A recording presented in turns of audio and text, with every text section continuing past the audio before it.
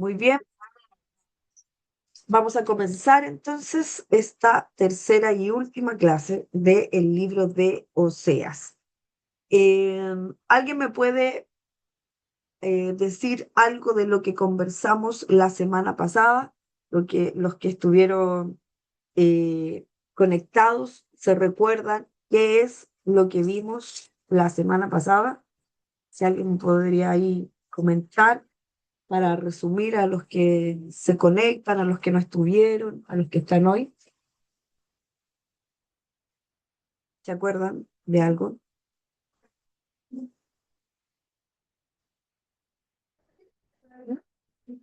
¿Qué cosa? No, nadie se acuerda de nada. Ya, vamos a hacer todas las clases de Sí me nuevo acuerdo, pero que entonces. estaba con bulla. ¿Qué se De, acuerda? A ver. de que, espérame, de que hablamos de el título era La religión sustituye la relación, de que la gente se guiaba más en los ritos y no en tener una relación con Dios. Y algo que me gustó era que decía, la relación viva con Dios transforma nuestra conducta. Mm. Que al no conocer al Dios vivo vas a quebrar la ley y despiertan los frutos de la carne. Hablamos también de los frutos de la carne, también Mm. dentro de lo que te pasó. Se hablaba de la gracia, que la Daniela hablaba el otro día, que la gracia, en la oración se nota, la gracia se nota y el pecado también se nota. También hablábamos la clase pasada. Sí, sí. Yo ¿Alguien también, más? perdón, me fui Ujú. para el lado, espérame. Ahí sí. Mi celular. Ahí. Eh, Hablamos sobre el pecado de Israel, que rompieron la ley, que la quebrantaron y que teníamos que tener una relación genuina con Dios que nos lleva a cambiar nuestra conducta. Y que el pueblo o sea, había sido destruido por falta de conocimiento. Y hablaba que no era de un conocimiento tanto de letras, sino que de una relación íntima que nosotros tenemos que tener con Dios. Y ya que olvidaron las leyes de Dios, Dios les dijo que Él se iba a olvidar de bendecir a sus hijos, o sea, a sus generaciones. Sí. Sí, bueno, el capítulo pasado es bastante, lo que vimos la semana pasada fue bastante intenso porque partimos en la primera clase hablando de esta historia de Oseas, ¿cierto? Tan tremenda de lo que Dios le pidió, de que se casara con Gomer, esta prostituta que nunca entendió que Oseas la fue a buscar una y otra vez para que volviera a casa y ella prefería ir y prostituirse con otros hombres, eso era algo literal. Y de esa manera Dios le mostraba, o sea, esto es lo que yo sufro por mi pueblo que me cambia por otras religiones. Y la semana pasada veíamos, como bien lo dicen, que Dios le estaba pidiendo al pueblo, yo no quiero sacrificios, yo no quiero ritos, yo no quiero que se aprendan la ley de memoria, yo quiero que me conozcan a mí, quiero conocimiento en vez de ritos. Y como bien decía Selma, este conocimiento de Él, de quién era Dios para ellos. Ellos se sabían de memoria la historia, desde Moisés que los sacó de Egipto, desde Abraham, todo cierto, se sabían la historia de memoria, la recitaban, pero no practicaban lo que era vivir a Dios. Al contrario, levantaron altares, levantaron becerros de adoración en vez de adorar al Dios que sí sabían de memoria, pero que no tenían una relación con Dios. Y en base a eso, Dios estaba enojado. Esta tristeza de ver a su pueblo tan indolente, tan frío en cuanto al conocimiento de Dios, Él le dijo, ustedes no han querido aceptarme, conocerme, yo me olvidaré de ustedes. Y qué tristeza escuchar en esta parte de la escritura cómo Dios le dice al pueblo, yo, así como ustedes se olvidaron de mí, yo me olvidaré de ustedes. ¿Se puede imaginar usted que Dios nos dijera eso en algún momento? Ya no entendieron, entonces mejor los voy a borrar de mi mente, los voy a borrar de mi memoria, y me olvidaré de ustedes y de sus generaciones. Veíamos, ¿cierto?, cómo el castigo de Dios iba a caer sobre el pueblo y este castigo hablaba de que iban a ser exiliados, se iban a ir al exilio, se iban a ir de esa tierra y toda esa generación nunca más iba a regresar a la tierra prometida, pero sí los descendientes. ¿Por qué? Porque Dios prometió que su pueblo sí iba a ser multiplicado y esa promesa de Dios nunca se iba a acabar. Eso es lo que vimos un poquito de las clases anteriores, así como en resumen. Y hoy día vamos a ver en esta clase número 3 y está como por título, Cuando el amor de Dios vengue la caída. Ya vamos a estudiar estos últimos capítulos del capítulo 10 al 14, que es lo que nos habla ya estos últimos capítulos acerca de toda esta historia que ha sido tan interesante. Aquí nosotros lo que vamos a ver es la justicia de Dios versus la misericordia. El otro día escuché una súper buena alegoría que decía Pastora, perdón, ¿cuál era el versículo? O sea, el capítulo. del 10 al 14. Vamos a ver, todavía no he leído nada. Vamos, Ah, ya. vamos del 10 al 14 es lo que hoy día vamos a revisar. Todavía no hemos leído ni un versículo. Entonces, el otro día vi en una escena de una película alguien que estaba preguntándole lo que Dios hace y dio una súper buena alegoría. La persona le dice, imagínate que tú vas por la calle y matan a tu mamá. Llega un hombre, la asesina, la mata a sangre fría y van donde el juez, lo toman preso a esta persona, van delante del juez y el juez te dice, bueno, miren, el hombre no quiso, pucha, a lo mejor se le pasó la mano, no debió haberlo hecho, pero lo voy a dar en libertad. ¿Qué pensaríamos de ese juez? No, ese juez no es justo porque cometió un crimen esta persona mató a mi mamá, tiene que hacer justicia y la justicia es que ese hombre pague. Y eso nos hablaría de que ese juez es justo, estaría aplicando la ley. Bueno, lo mismo es Dios. Cuando hablamos de un Dios justo, siempre tendemos a pensar, no, Dios me va a hacer justicia a mí por todos los que me han hecho mal, todas esas personas que me han calumniado, que me han ofendido. Dios es justo y los va a castigar. Pero no es eso solamente la justicia de Dios, sí, también puede ser. Pero la justicia de Dios, Dios que es justo, Él castiga el pecado. Él que es justo no puede habitar ni tolerar algo incorrecto. Y la justicia es castigar a aquel que ha cometido un delito o un error. Pero también vemos a este Dios misericordioso y ahí es donde apelamos a la gracia, porque si fuera por justicia, usted y yo deberíamos morir porque hemos cometido un delito. Al pecar contra Dios, al pecar contra su voluntad, nosotros somos culpables. Nosotros somos personas que hemos cometido el delito. Y lo justo es la muerte, es la condenación para nosotros. Pero la gracia, la misericordia es la que nos mantiene.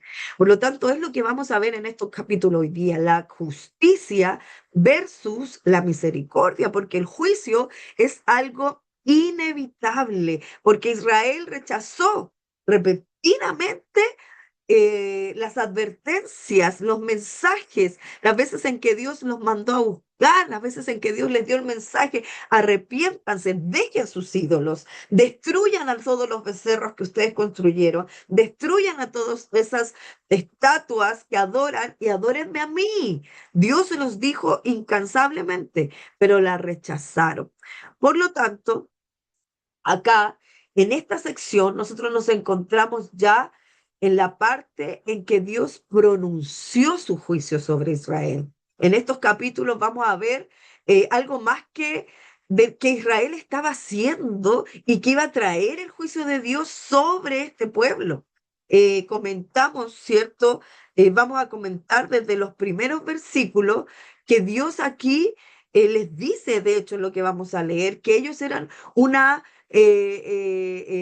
viña que no estaba produciendo fruto, porque durante este periodo de Israel, este pueblo era próspero, y de hecho en la semana pasada nosotros los leíamos. Tenían animales, tenían casa, tenían de todo. Era un pueblo próspero, a pesar del pecado que estaban cometiendo delante de Dios, ellos tenían de todo. No les faltaba absolutamente nada. Por lo tanto, cuando aquí vemos que a pesar de eso, Dios no estaba recibiendo el mérito por el que ellos eran bendecidos. Dios no estaba recibiendo la gratitud y la adoración porque Él los estaba bendiciendo a pesar de todo. Entonces, todas las zonas urbanas de este pueblo estaban creciendo, estaban edificando propiedades de varios tipos y como resultado pensaron que todo iba bien. ¡Oh, qué raro! No sé por qué pienso que eso todavía sucede en la vida del ser humano. Estamos bien, estamos súper tranquilos, nos ha ido bien, estamos bendecidos, porque tendemos a pensar que si tenemos más recursos, tenemos más plata, nos va bien en los negocios, en el trabajo, en los estudios, Dios está conmigo porque todo me va bien. Pero cuando vamos a la profundidad, ¿realmente nos va bien? Mi familia está adorando al Señor, mi casa está adorando al Señor, mi casa está haciendo la voluntad del Señor, pero tenemos plata, tenemos trabajo, tenemos salud, estamos súper bien, tenemos salud, pero nuestro corazón, ¿dónde está? Y eso le sucedió al pueblo. Nos está yendo súper bien, tenemos prosperidad, somos prósperos, amén. Bendecidos, somos prósperos, bendecidos para bendecir. Pero su corazón estaba en los becerros. Su corazón no estaba en aquel que los estaba prosperando, sino que estaba en los altares. De hecho, es más, mientras más bendecidos eran, más se multiplicaban los altares de idolatría. A medida que la población aumentaba, también aumentaban los ídolos, también aumentaban las imágenes para adorar. En otras palabras, el pecado se incrementó con el crecimiento de la población. Había más gente, había más idolatría.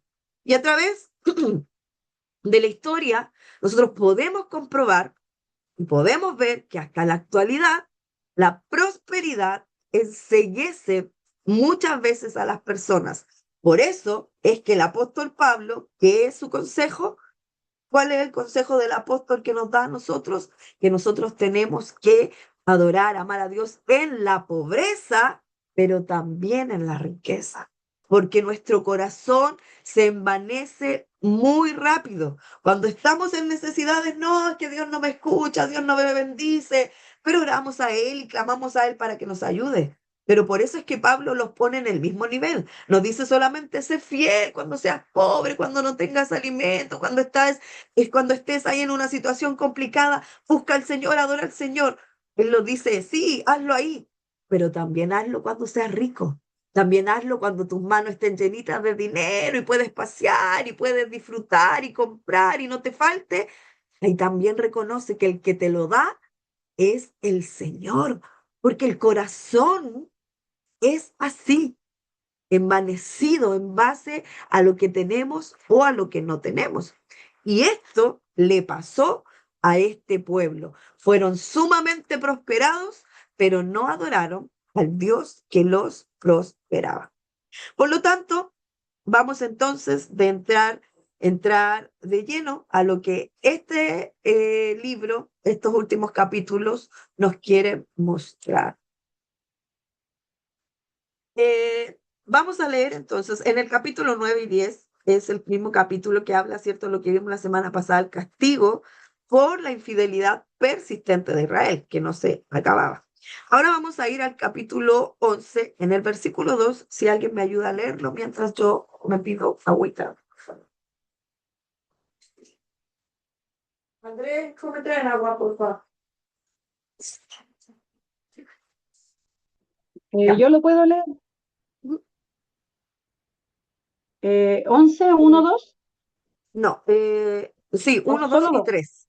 Ya está el Ah, ya, 3. 1, 2 y 3. Ya. Tiene por título El amor de Dios por Israel. Dice, cuando Israel era niño, yo lo amé, y de Egipto llamé a mi hijo, pero cuando más lo llamaba, más se alejaba de mí. y ofrecía sacrificios a las imágenes de Baal y quemaba incienso a ídolos. Yo mismo le enseñé a Israel a caminar, llevándolo de la mano, pero no sabe ni le importa que fui yo quien lo cuidó. Eh, Estos versículos aquí, eh, los capítulos anteriores, vemos que Dios les hablaba acerca del castigo, de que su infidelidad no paraba de ninguna manera, por más que le enviaban mensajes. Y aquí comenzamos en este capítulo, ¿cierto? Leyendo. Yo lo conocía, yo le enseñé todo, yo le enseñé a caminar. Aquí habla en la Reina Valera, nos menciona Efraín, y yo les comentaba la semana pasada de por qué Efraín, ¿verdad? Este nombre cariñoso que Dios les quería dar. Yo los conocí, yo les enseñé a caminar, yo los cuidaba, pero no lo comprendieron. Dios había expulsado de la tierra a los cananeos y a otros pueblos paganos porque adoraban a Baal. Pero sin embargo, cuando los israelitas entraron en la tierra, ellos también se implicaron en la adoración a Baal y en estas imágenes talladas, y yo les decía, de muchos becerros y de muchos ídolos en reconocimiento a Baal. Dios bendecía a Israel de maneras muy diferentes y su bendición fue la forma bondadosa en guiarlas. El versículo 24, el 4, por favor, si lo leen, no sé si se arma alguien más. No, no, no. Acá. Ujú, ujú. ¿Cuál estamos leyendo? Hola. El 11:4, por favor. ¿Solamente 11:4? Sí, Con cuerdas humanas los conduje, con lazos de amor, y fui para ellos como quien alza el yugo de sobre sus quijadas. Me incliné y les di de comer. gracias.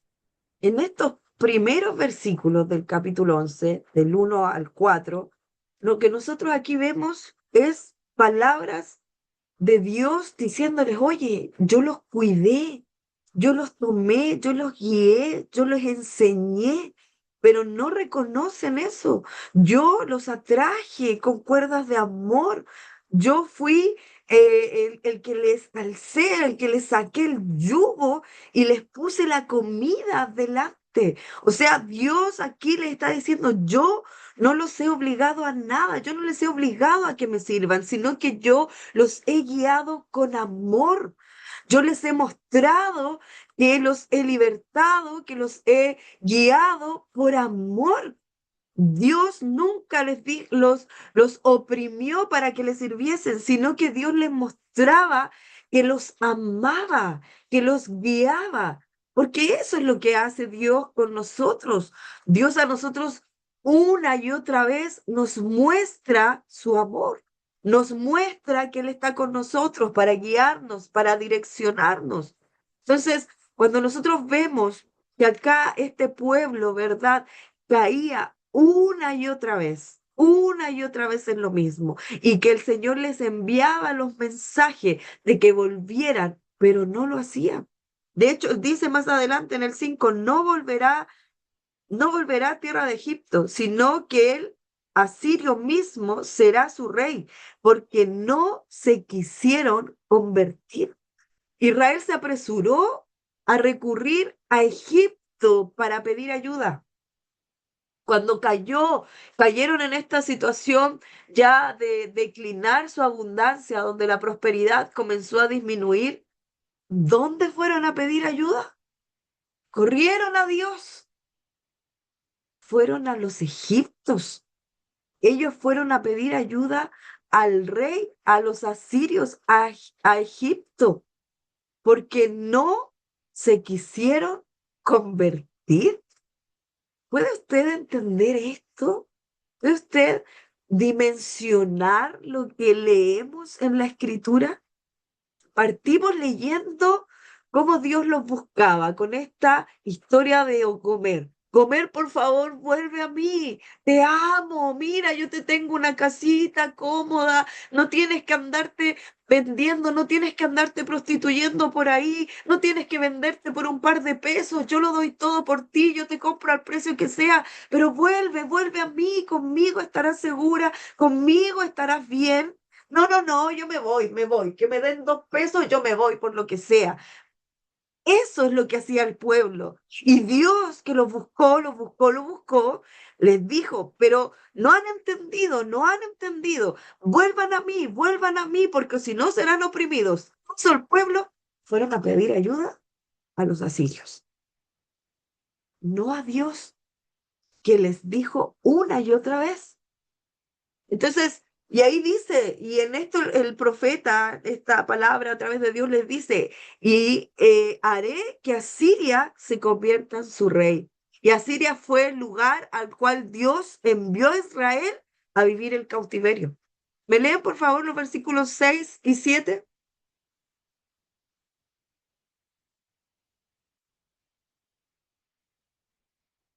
Acá los leo yo, tengo la nueva traducción viviente. 6 y 7. Sí. La guerra como un torbellino pasará por sus ciudades, los enemigos derribarán sus puertas, los destruirán atrapándolos en sus propios planes malignos, pues mi pueblo está decidido a abandonarme. Aunque me llamen el Altísimo, no me honran de verdad. Sí. Esta es la segunda vez que en este libro aparece la palabra obstinación o rebelión, que esto era negarse a escuchar a Dios y venir a Él. Eso es lo que realmente está hablando acá. ¿Me lee también María José el 8 y el 9, por favor? Oh Mire, Israel, mire, perdón, ya, no, escuche, escuche. ¿Qué versión es esa? Esta es la nueva traducción viviente. Ya, después voy a leer la Reina Valera también. Ya, ¿Pero le leo la Reina Valera?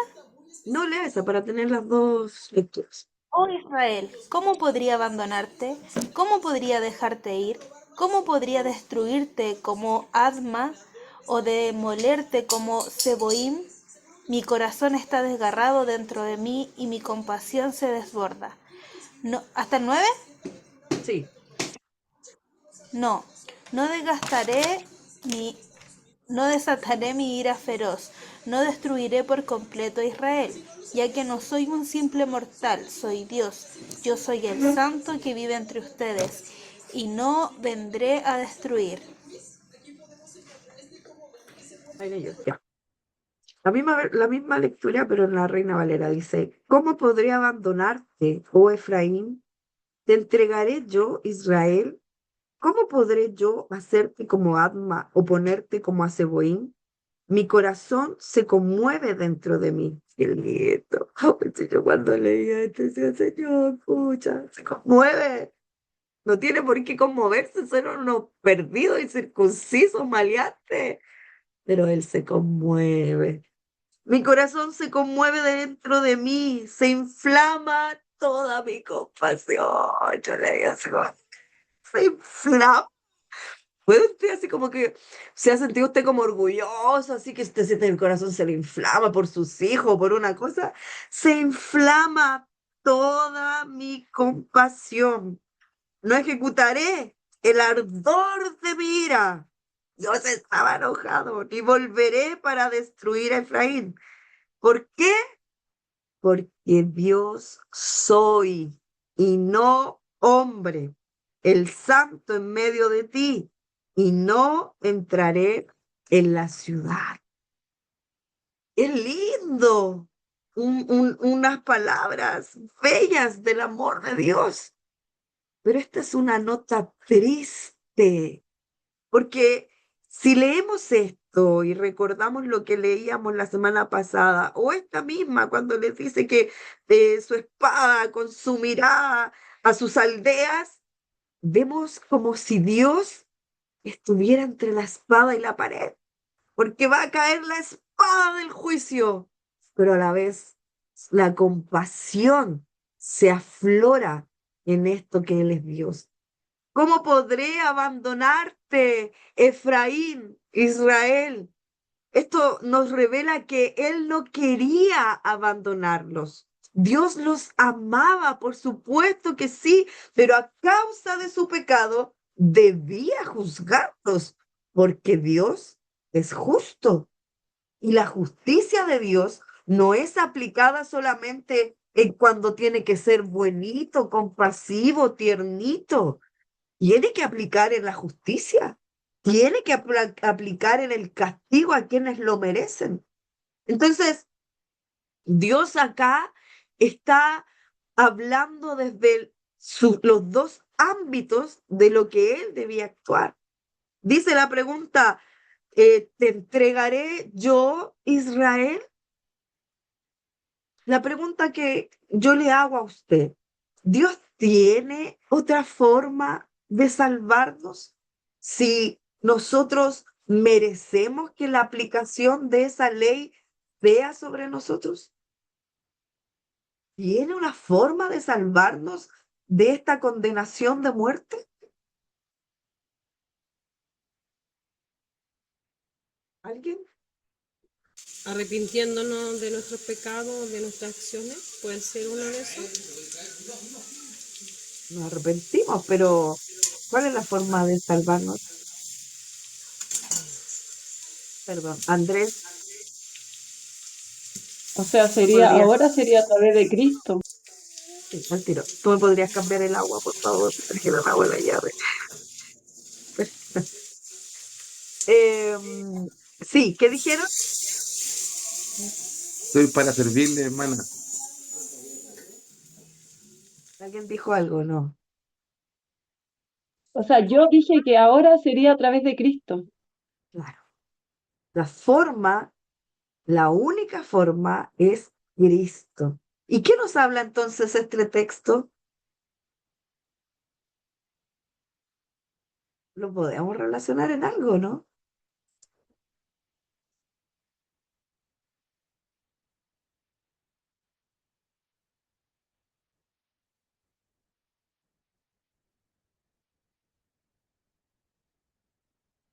Cuando nosotros vemos y leemos el libro de Oseas, tenemos que recordar que ¿qué era Oseas?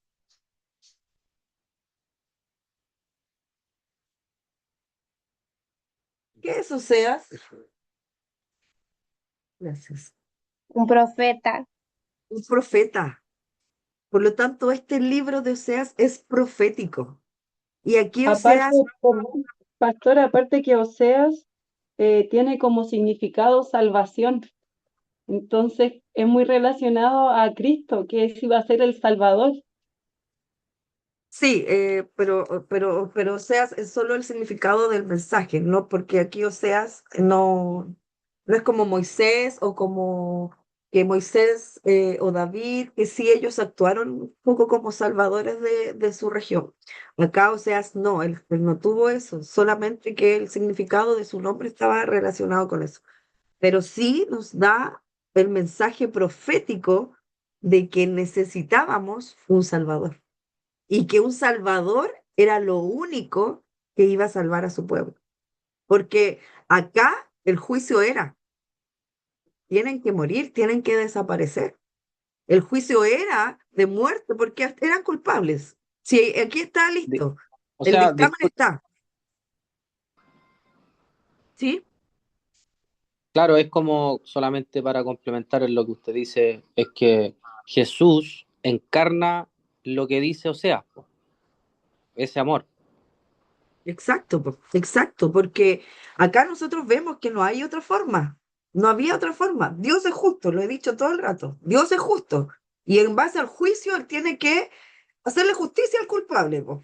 Como les daba el ejemplo delante de si una persona asesina a alguien, ¿cuál es la justicia para ese asesino? La culpa, culpable. Hoy en día en Chile no hay pena de muerte, pero la pena máxima, si hubiera pena de muerte, ahí a la horca, ¿cierto? Porque eso sería lo justo. Asesinato, culpable, muerte. Nosotros, aquí el pueblo fue culpable. Listo. El juicio estuvo culpable. No se arrepintieron, no pidieron perdón, no hubo nada. Culpable. ¿Cuál es el castigo? La muerte. No había forma. ¿Cuál era la forma de salvarlos? la gracia, la misericordia, Cristo. Por eso es que Oseas aquí nos está mencionando, ¿verdad? Y de hecho, más adelante en el capítulo 13, en el versículo 4, dice, mas yo soy Jehová tu Dios desde la tierra de Egipto. No conocerás, pues, otro Dios fuera de mí, ni otro Salvador, sino a mí. ¿Cómo los podía salvar este Dios? A través de Cristo. Porque el pueblo, aquí estamos hablando que es una palabra profética al pueblo de Israel, y el pueblo de Israel debía desaparecer, debía ser exterminado, pero Dios no los quiso exterminar, los esparció. Y en ese esparcimiento, de hecho, también lo vamos a leer, les dice, van a volver, se van a reunir, va a llegar el momento en que se van a reunir. ¿Y cuándo iba a ser eso? En El Salvador. De hecho, en el libro de Ageo, Andrés también lo compartió, me parece, hace unos días atrás, cuando dice que seremos como los que sueñan, o la gloria postrera será mayor que la primera, cuando le dijo en el templo. Esa palabra era profética en cuanto al Salvador. Estas, todos estos libros nos hablan acerca del Redentor, de lo que necesitábamos para salvarnos. Entonces, cuando les dice aquí, ¿cómo podría hacerte como Adma o dejarte igual que Seboim? Adma y Seboim eran ciudades de la planicie que Dios había juzgado junto con Sodoma y Gomorra. Usted conoce de Sodoma y Gomorra, ¿cierto? Las ciudades más sucias, pecaminosas, donde había una inmoralidad sexual. Bueno, Adma y Seboim eran también ciudades que estaban ahí juntitas, pegaditas. Entonces Dios aquí les dice, yo odio juzgarte de la misma manera que a ellos, porque ¿cómo los juzgó a ellos? Los desapareció completamente, los exterminó. Y le dice, yo podré juzgarte de la misma manera, podré hacerte desaparecer de la misma manera. No, Dios los amaba, pero tenía que juzgarlos. Y hoy está tan desolada Samaria como lo está la zona que corre a lo largo del Mar Muerto, donde esas ciudades estuvieron situadas en el pasado, en la actualidad. Están desoladas. No destruyó al pueblo, pero sí los desoló, sí los sacó de ese lugar. Entonces, vemos en este relato que Dios estaba en esta situación, son castigados, pero oh Efraín, podré exterminarte. Oh Israel, podré hacerte desaparecer como lo hice con esas ciudades. Odio hacerlo, no quiero hacerlo, porque los amaba. Me ayudan a leer el Oiga, 8 y pastora, 9, ¿sí? una consulta. A mí, bueno, se me genera esta duda, que lo que se ha, bueno, enseñado y también interpretado, que hoy en día, me recuerdo que usted una vez hizo una representación gráfica de cómo hoy Dios nos mira a nosotros, que nos mira a través de Jesús, porque Él es justo, Él es santo, ¿verdad? Y no puede habitar en el pecado. ¿Cómo Él en ese tiempo, no estando Jesús encarnado y no habiendo hecho el sacrificio, los miraba con tanto amor a ellos, sabiendo que era un pueblo que pecaba constantemente? Porque, de hecho, lo leímos en esta parte cuando él dice, yo soy Dios y no hombre. ¿Y cuál es el mayor atributo de Dios? ¿Con Jesús o sin Jesús? ¿Cuál es su mayor Es atributo? amor, el amor. Dios es amor y Él no puede negarse a sí mismo. No es algo que Él pueda permitirse, entre comillas, no hacer. Él no puede no amar a los suyos. Por eso es que, oigan, si uno lo ve, o sea, Dios que castiga a los suyos, Dios podría haber eliminado a Adán y Eva al tiro cuando pecaron. Ah, no, estos se equivocaron. Yo soy Dios, listo, eliminado. Y vuelvo a crear a otros. No se llaman Adán y Eva, se llaman, no sé, Roxana y no sé cuánto. Y, y, Sí. lo- y, y los creó. Listo, todo de nuevo. Ya, a ver la Roxana y la Andrea, a ver si ahora sí resulta. Veamos, probemos. Pero, ¿por qué no eliminó a Adán y Eva al tiro? Si pecaron al principio, ya pecaron. ¿Por qué no los eliminó y dejó que se multiplicaran? El otro día, bueno, toda la semana pasada vimos película, pero vimos la historia de José. Y yo hablaba con el Andrés, yo he visto esta película 10.000 veces y todavía hay mil cosas que no entiendo. Yo le decía, Andrés, mira, porque los hermanos de José, ¿quién eran los hermanos de José? ¿Se saben ustedes? ¿Se acuerdan ustedes? ¿Quién eran los hermanos de José?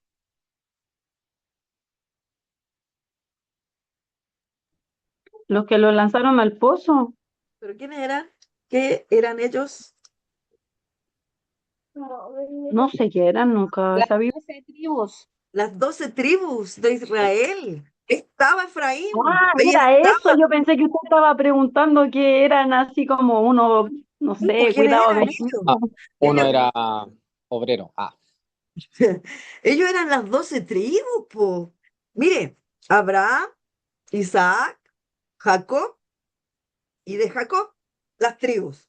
Y en Abraham, Isaac y Jacob, ya, igual se equivocaron, pero anduvieron parejitos. Ya, ya. Abraham, el hombre de fe, ya cometió ciertas cosas, pero fiel a Dios. Después Isaac, sí, también ahí anduvo, pero ya, fiel a Dios. Jacob también, usurpador, no sé qué, pero amaba a Dios. Anduvieron parejitos. Y nacen estos 12 y que la embarrada. Fueron malos, se mandaron terribles con doros terribles. Y yo le decía a Andrés, claro, por eso después sus descendencias idólatras, todos, pues si todos andaban chuteando, pero para cualquier lado. Y Dios dejó que se empezaran a multiplicar y se multiplicaron, se multiplicaron y se multiplicaron. ¿En base a qué? A la promesa que le hizo Abraham, tu descendencia será como las estrellas y como la arena del mar. O sea, creció y estaban multiplicándose, pero siendo malvados. ¿Por qué no los destruyó? ¿Por qué no los mató al toque? Son malos estos, no entendieron. Ya en Adán y Eva no entendieron. En Abraham más o menos, en Isaac más o menos, Jacob. Y ya estos 13 ya, antes que los 13 se multipliquen, mejor los elimino, porque ya los 13 ya de linaje vienen mal. Y los dejó multiplicarse. ¿Por qué? Porque Dios no se puede negar a sí mismo. Y Él es amor.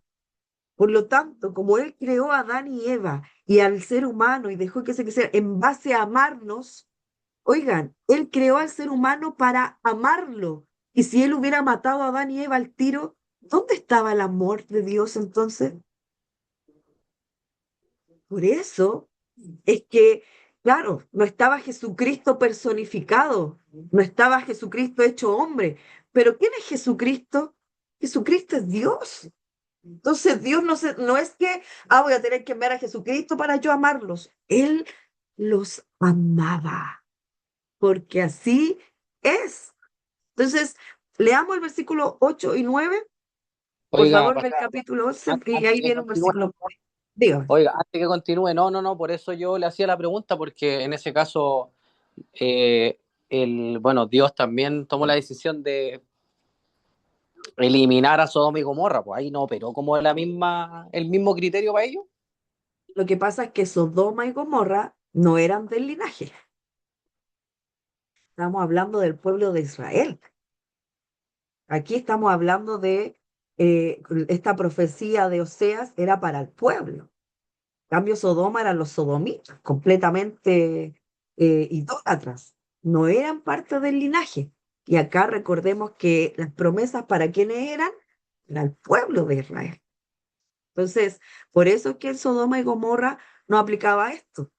Y ahí cuando estaba Lot, que sí era parte del linaje y que Abraham intercede por él, Dios rescató a Lot, porque era parte, y aunque Lot había sido reporfiado, advertido también, pero ahí Dios mostró su amor y su misericordia, porque era parte de su linaje. Entonces, es por eso que las promesas aplicaban para quienes él le había dado. Estamos hablando del Antiguo Testamento, que las promesas eran para el pueblo.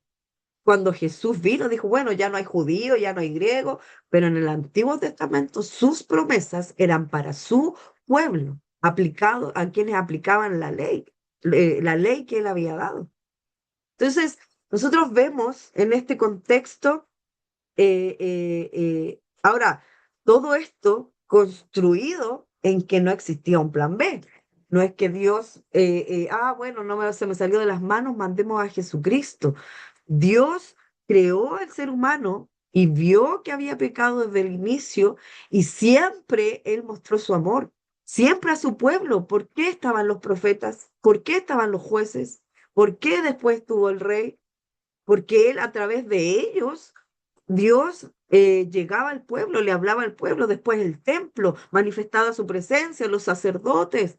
Dios siempre fue al pueblo, no había Jesucristo, no era Jesucristo el que intercedía, pero Dios implementó siempre métodos de intercesión. Sacrifiquen un animal, el sacerdote entraba, el profeta, el juez, siempre Dios instruyó intercesores. Si lo vemos de esa manera, siempre hubo un intercesor entre Dios y el hombre, solo que el hombre fue el que siempre se apartaba. ¿Y qué pasó? Y miren, si uno lo ve de esta manera, desde el Génesis hasta el Nuevo Testamento, siempre hubo un hombre como intercesor. Estuvo Moisés, el libertador, estuvo Abraham, estuvo José, que fue el que ayudó a salvar al pueblo, después los profetas, los jueces, siempre hubo un hombre, siempre hubo un hombre. Pero ¿cuál fue el fin de eso? ¿Por qué ningún hombre pudo ser el Salvador completo? ¿Por qué ninguno de esos hombres pudo realmente salvar al pueblo? ¿Qué entiende usted de eso? ¿Por qué no pudo?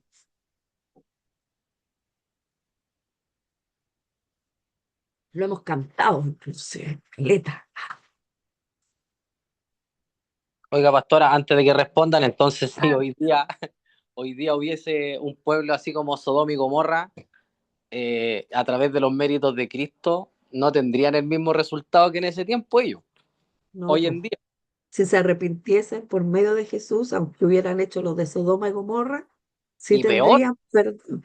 Pero en este tiempo no es acaso peor que Sodoma y por Gomorra. eso lo digo, po. Peor, pues, peor. Hoy día la gente hace cosas peores que Sodoma y Gomorra.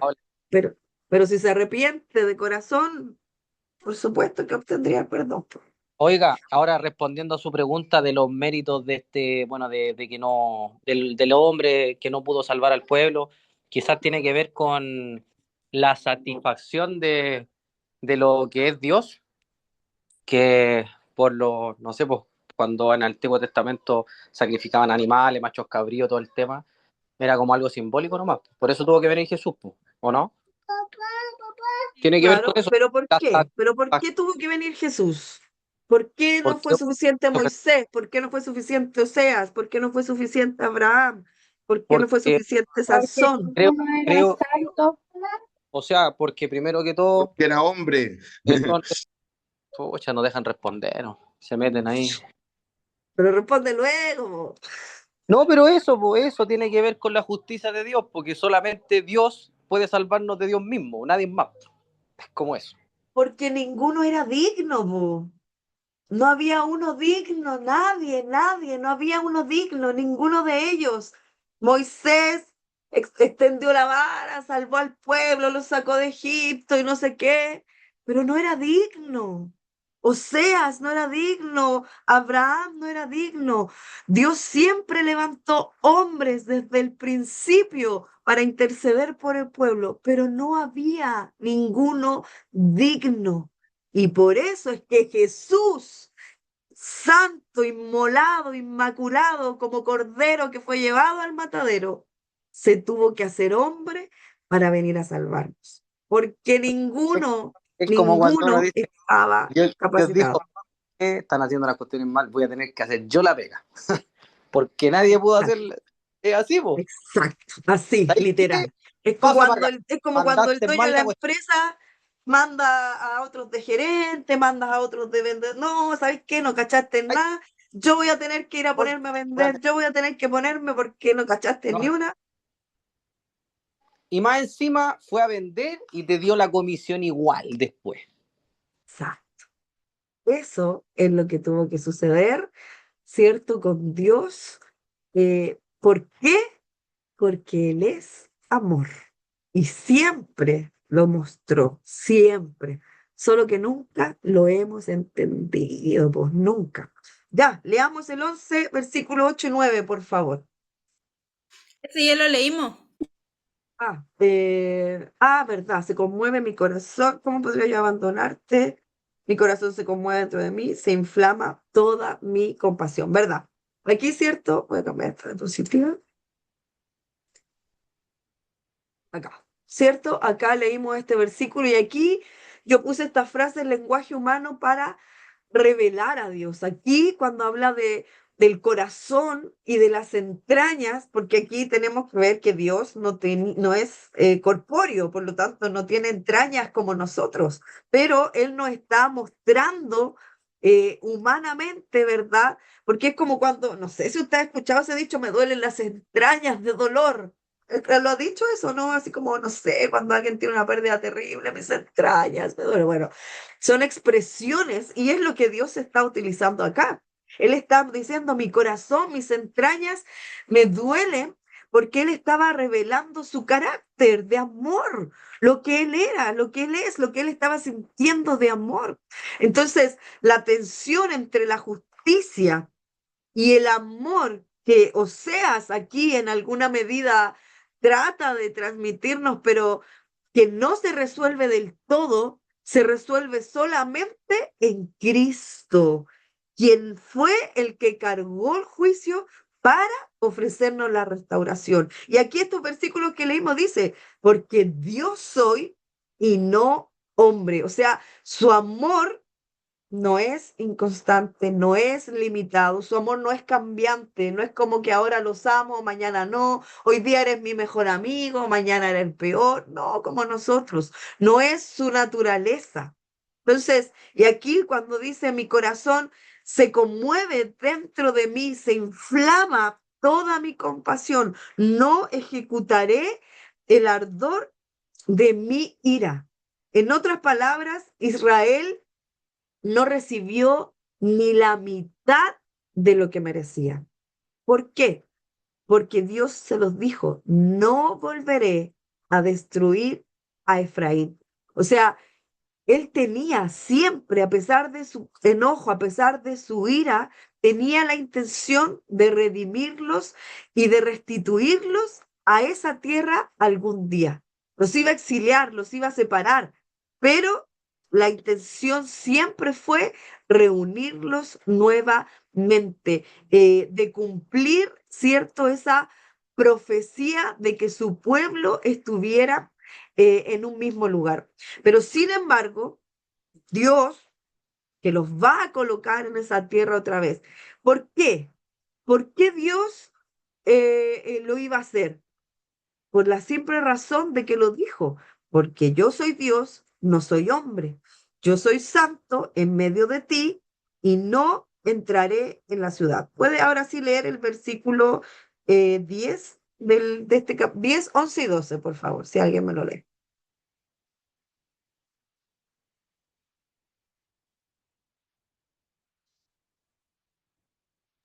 ¿Cuál es el capítulo? El mismo, el 11. El 11. Entonces sería el 10 y el 11, 10, ¿no? 11 y ¿Sí? 12. Ah, ya, perdón. Es que entre que los niños me hablan no alcanzo a escuchar bien. Dice, Sí. pues algún día la gente me seguirá. Yo, el Señor, rugiré como un león.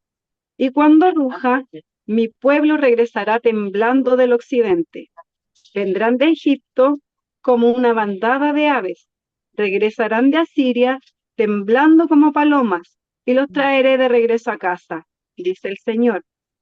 Israel me rodea con mentiras y engaño, pero Judá todavía obedece a Dios y es fiel al Santo. Mm. Aquí vemos, ¿cierto? En estos, Disculpe, hermana, pero ahí está hablando, si mal no recuerdo o me equivoco, del otro reino, de Judá. tipo, el rugirá como el león, lo que se puede entrar, ¿lo sabes? Sí, sí. Aquí Dios, y bueno, esto también, para que también ustedes se contextualicen un poco cuando cantamos las canciones, de que no había ni uno, que abría los sellos, o que ruja el león, es por este tipo de versículos, y uno cuando los lee lo entiende un poquito más y los canta un poquito más. Y aquí, ¿cierto? Está hablándole a los que están al oeste de Israel, al otro reinado. ¿Se acuerda que habíamos hablado que estaba dividido? Estaban 10 por allá, estábamos 10 por acá. Entonces, aquí estaban al oeste de Israel, como bien dice el Pedro, y aquí Dios tiene la intención de juzgar ya a las naciones del occidente. y nos encontramos entre estos pueblos que están al oeste de Israel. Por eso es que dicen, como ave acudirán velozmente de Egipto y de la tierra de Asiria como palomas, y yo los haré habitar en sus casas. Me rodeó Efraín de mentira y la casa de Israel de engaño, pero Judá aún gobierna con Dios y él es fiel con los santos. Judá tuvo buenos reyes en el reino del sur. Hubieron buenos reyes, tuvo Josías, tuvo reyes que aportaron y que fueron buenos. Pero en el reino del norte, que es lo que estamos viendo, no hubo ningún rey bueno. No hubo un rey que dije que recordáramos que hizo lo bueno en esta parte del sector. Entonces, algunos de los reyes profesaron su lealtad a Dios, dijeron que eran fiel a Dios, pero utilizaron la mentira y el engaño. Por eso es que aquí dicen, Efraín vino con mentiras. En el reino del sur, sí, ahí trataron de ser fieles, hubieron buenos reyes, pero en este lado del reinado no hay ningún rey para recordar y todos los que hubieron los llevaron a la mentira y al engaño a pesar de que ellos profesaban serle fiel a Dios. Pero lo que vemos en el relato es que lo único que hacían era levantar altares, multiplicar cada vez más la idolatría. Vamos al capítulo 12. Vamos al capítulo 12. Por favor, si alguien me lee el primer versículo del 1 al 4, por favor, del capítulo 12.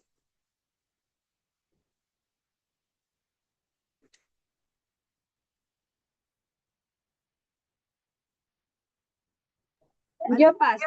Bien, gracias. Del 1 al 4. No sé si quiere alguna versión en particular. No, para que tengan. No, ya. Dice, del 1 al 4. Efraín se alimenta de viento, todo el día va tras el viento del este y multiplica la mentira y violencia. Hace pacto con Asiria y a Egipto le da aceite como tributo. El Señor tiene un pleito contra Judá. Le hará pagar a Jacob todo lo que ha hecho. Le dará lo que merecen sus obras. Ya en el seno materno suplantó a su hermano y cuando se hizo hombre luchó con Dios. Luchó con el ángel y lo venció, lloró y rogó que lo favoreciera. Se le entregó en Betel y allí habló con él. Ahí está. Sí. Ahora, estos versículos, y de hecho el título acá que tengo dice Efraín reprendido por su falsedad y opresión. Acordémonos que Efraín es Israel, pero por la parte del occidente. Entonces, reprendido por su falsedad y por la opresión. Ahora nos podemos preguntar por qué Dios colocó en esta parte el incidente que describe cómo Jacob se tomó del talón de su hermano de Esaú. Ya el relato este es que cuando Esaú y Jacob estaban en la guatita de la mamá, Esaú iba a nacer primero y Jacob se agarró del talón de su hermano para empujarlo, que él salía primero. Entonces, es interesante ver que la medicina y la psicología en esto han dicho que probablemente el periodo más importante de la vida del hombre es cuando se encuentra, ¿dónde? En la guatita de la mamá, porque allí es donde se forma en parte el carácter, según cierto, el ADN, según los temperamentos, etcétera, etcétera, así como en el cuerpo de la mamá es donde se genera prácticamente parte de lo que es. Y este pequeño bebé, Jacob, comenzó a mostrar algo en este vientre materno. Él muestra que quería ser el primero en nacer, el primogénito. Y aunque Saúl le ganó y el primogénito fue él, pero quizás no es fácil de explicar, a no ser que digamos que ese deseo estaba en su corazón desde el principio, desde que era un bebecito en la guata, él quería ser el primogénito. Por eso es que él luchó por eso desde su nacimiento, le agarró el taloncito para salir antes. Y vemos después en el relato, cuando Jacob ya creció, que Dios tuvo que luchar con él más tarde en la vida en Peniel, cuando estaba escapando de Saúl, para llevarle a una actitud de sumisión, para que Dios pudiera bendecirlo. ¿Se acuerda usted que él peleó con el ángel? No te dejaré hasta que me bendigas, y lucharon, y cierto, ganó. Jacob ganó no porque fuera un mejor luchador. De hecho, Dios le derribó porque el ángel le dañó ahí la cadera. Ahí dice el relato, ¿cierto? Pero ¿por qué ganó? ¿Cómo ganó Jacob realmente esta lucha? ¿Usted se sabe ese relato? ¿Usted ha leído el relato de Jacob y Esaú O cuando sea, Jacob dice luchó? que le pegó aquí en la, ¿cómo se llama? En la cadera, pero le dice, te pido que me bendigas, y al final era como que rayaba el alba. Dice, o sea, déjame que ya raya el alba. Sí, sí. Finalmente lucharon toda la noche. Dios, o sea, Jacob, el ángel, ¿cierto?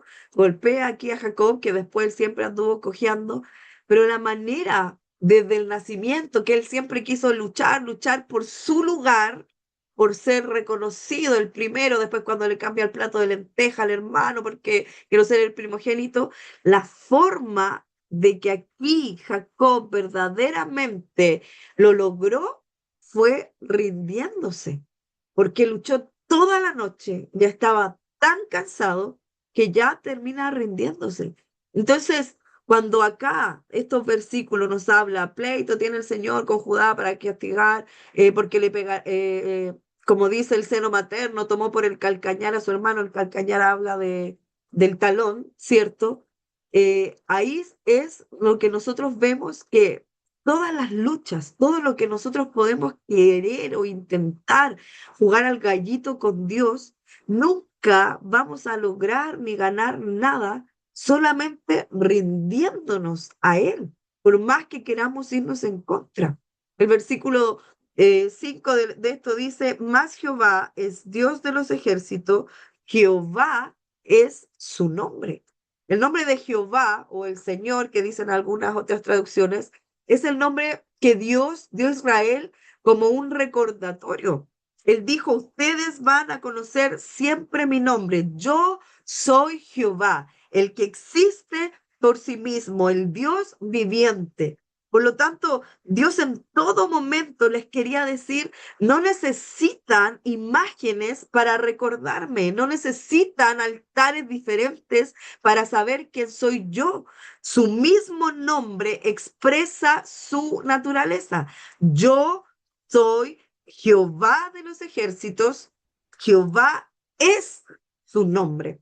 El versículo 6 dice, tú pues, vuélvete a tu Dios, guarda misericordia y juicio, y en tu Dios confía siempre. O sea, el pueblo lo que necesitaba en sí era practicar lo que predicaban, porque ellos anunciaban ser buenos, anunciaban serle fiel a Dios, anunciaban ser misericordiosos, anunciaban amar al prójimo, pero no lo hacían. Habían olvidado a los necesitados, habían olvidado a aquellos que no tenían cómo sostenerse. Y lo hablábamos en las clases pasadas, ritos, sacrificios, pero no conocimiento de lo que Dios amaba. Y Dios amaba a los suyos. Por lo tanto, hoy en día nosotros podemos hablar, podemos predicar y podemos ver incansablemente un montón de personas o situaciones que profesan el nombre de Dios, pero eso no significa que conozcan a Dios y lo que Él verdaderamente quiere. ¿Y qué es lo que Dios quiere de sus hijos?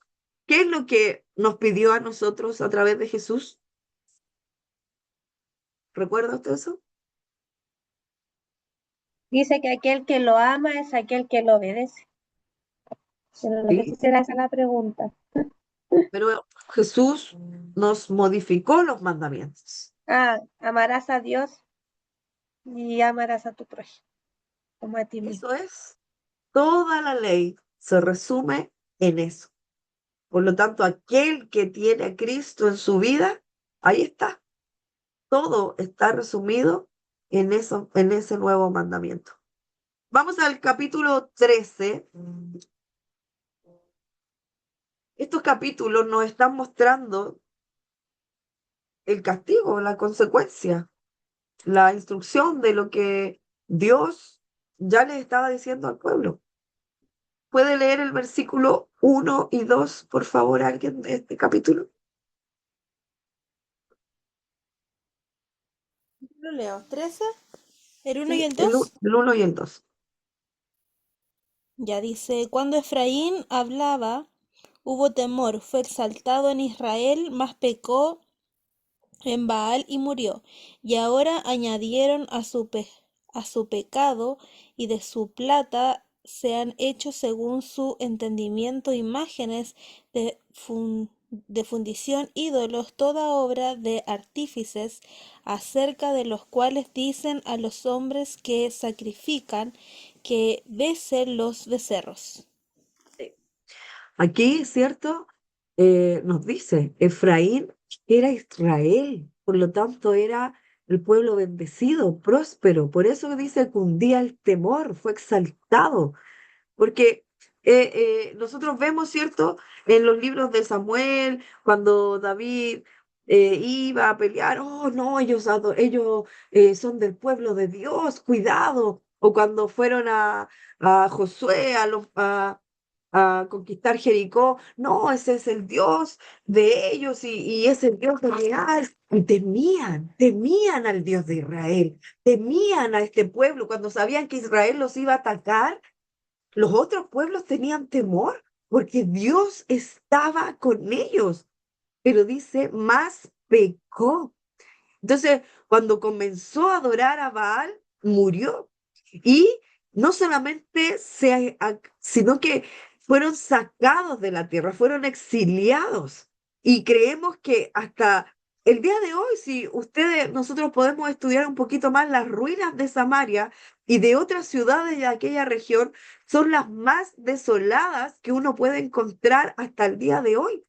Entonces, nosotros vemos, y en esta parte, en estos versículos, hablan acerca de las imágenes, la fundición de imágenes, ídolos de su invención, lo que se les ocurría, inventaban.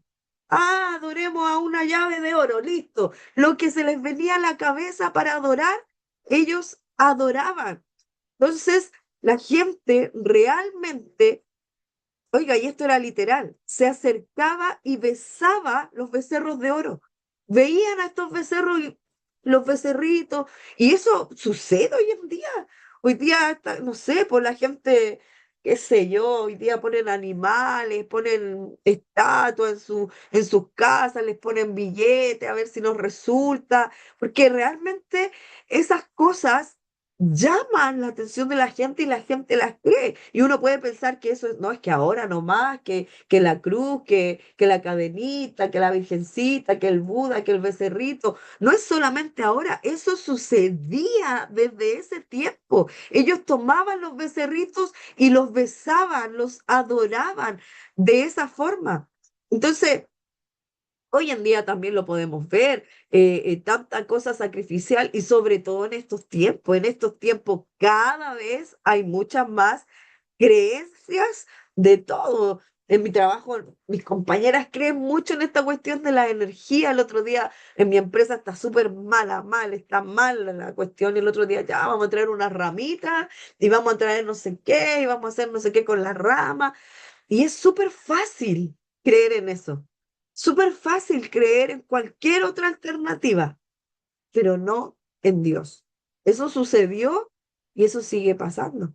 ¿Por qué usted cree que es tan difícil creer en Jesús? Nosotros podemos decir ya que Jesús es bueno, Jesús nos responde, pero ¿por qué usted cree que a las personas nos cuesta tanto relacionar a Jesús como lo único que necesitamos? ¿Qué ve usted a su alrededor, en la gente que usted conoce, en la gente que cree en otras cosas? ¿Qué usted podría interpretar o entender con respecto a eso? ¿Alguien si podría comentarme?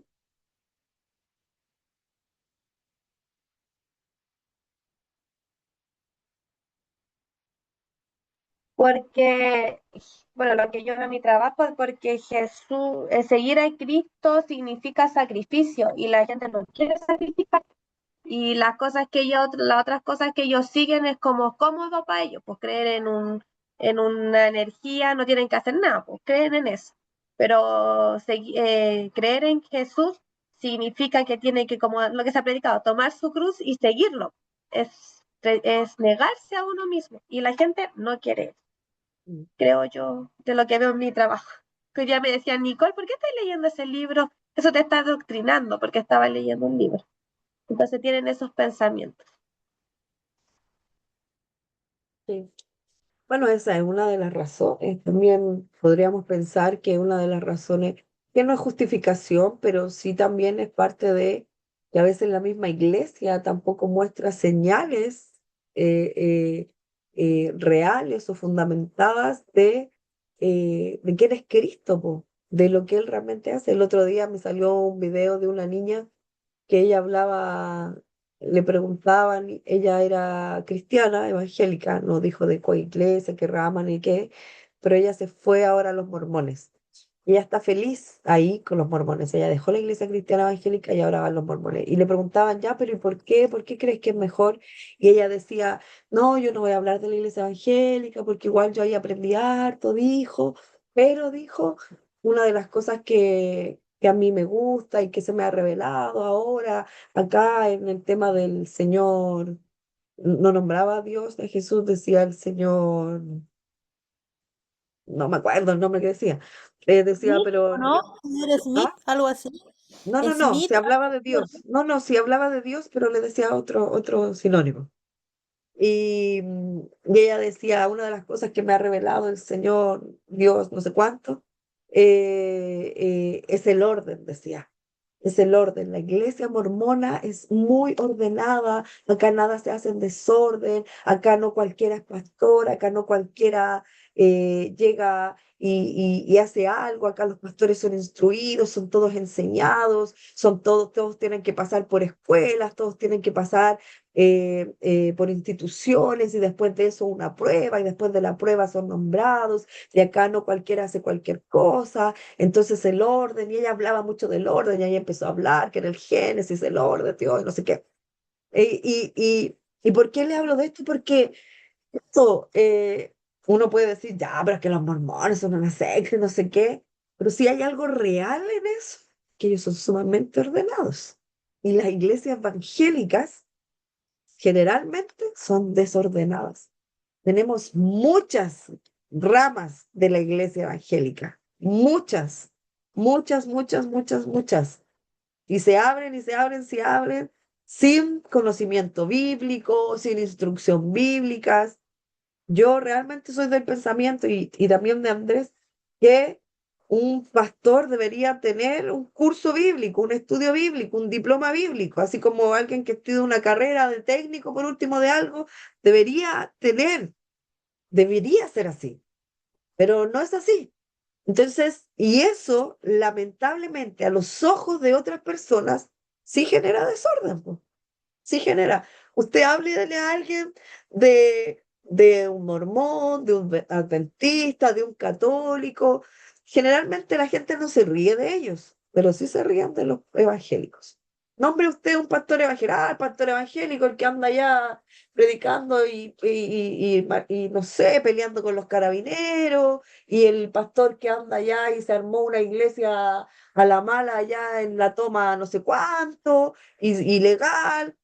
Eso, po, esos son los conceptos que tienen, no de los mormones, no de los adventistas, no de eso.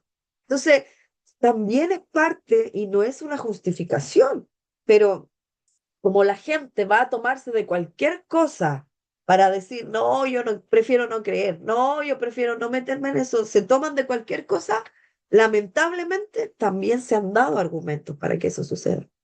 Entonces, hay hoy en día este tipo de cosas de que la gente prefiere creer, también como lo dice Nicole, en lo que es más fácil, en lo que es más sencillo de creer, en lo que más me acomoda, en lo que más se adapta a lo que yo soy, a lo que yo creo. Y esto sucede, po. Y también es lo que le sucedía aquí al pueblo. ¿Me ayudan a leer el 7 y el 8, por favor? ¿Del 3 igual? ¿Sí? Ya. Ah, no, Por tanto, leímos el 1 y 2, el 1 ¿cierto? y el 2. Del Ya, 3 el entonces 1. no, del 5 al 8. Ya dice, yo te conocí en el desierto y en tierra seca, en sus pastos se acariciaron y, y repletos se Ay, espérame, Se que estoy sin leerlo. ensoberbeció. Que no, espérame. ¿Cuál era el 6? En el 5 iba. Sí.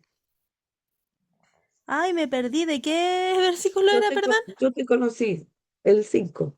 Yo te conocí en el desierto, en tierra seca. En sus pastos se saciaron y repleto se ensoberbeció su corazón. Por esta causa se olvidaron de mí.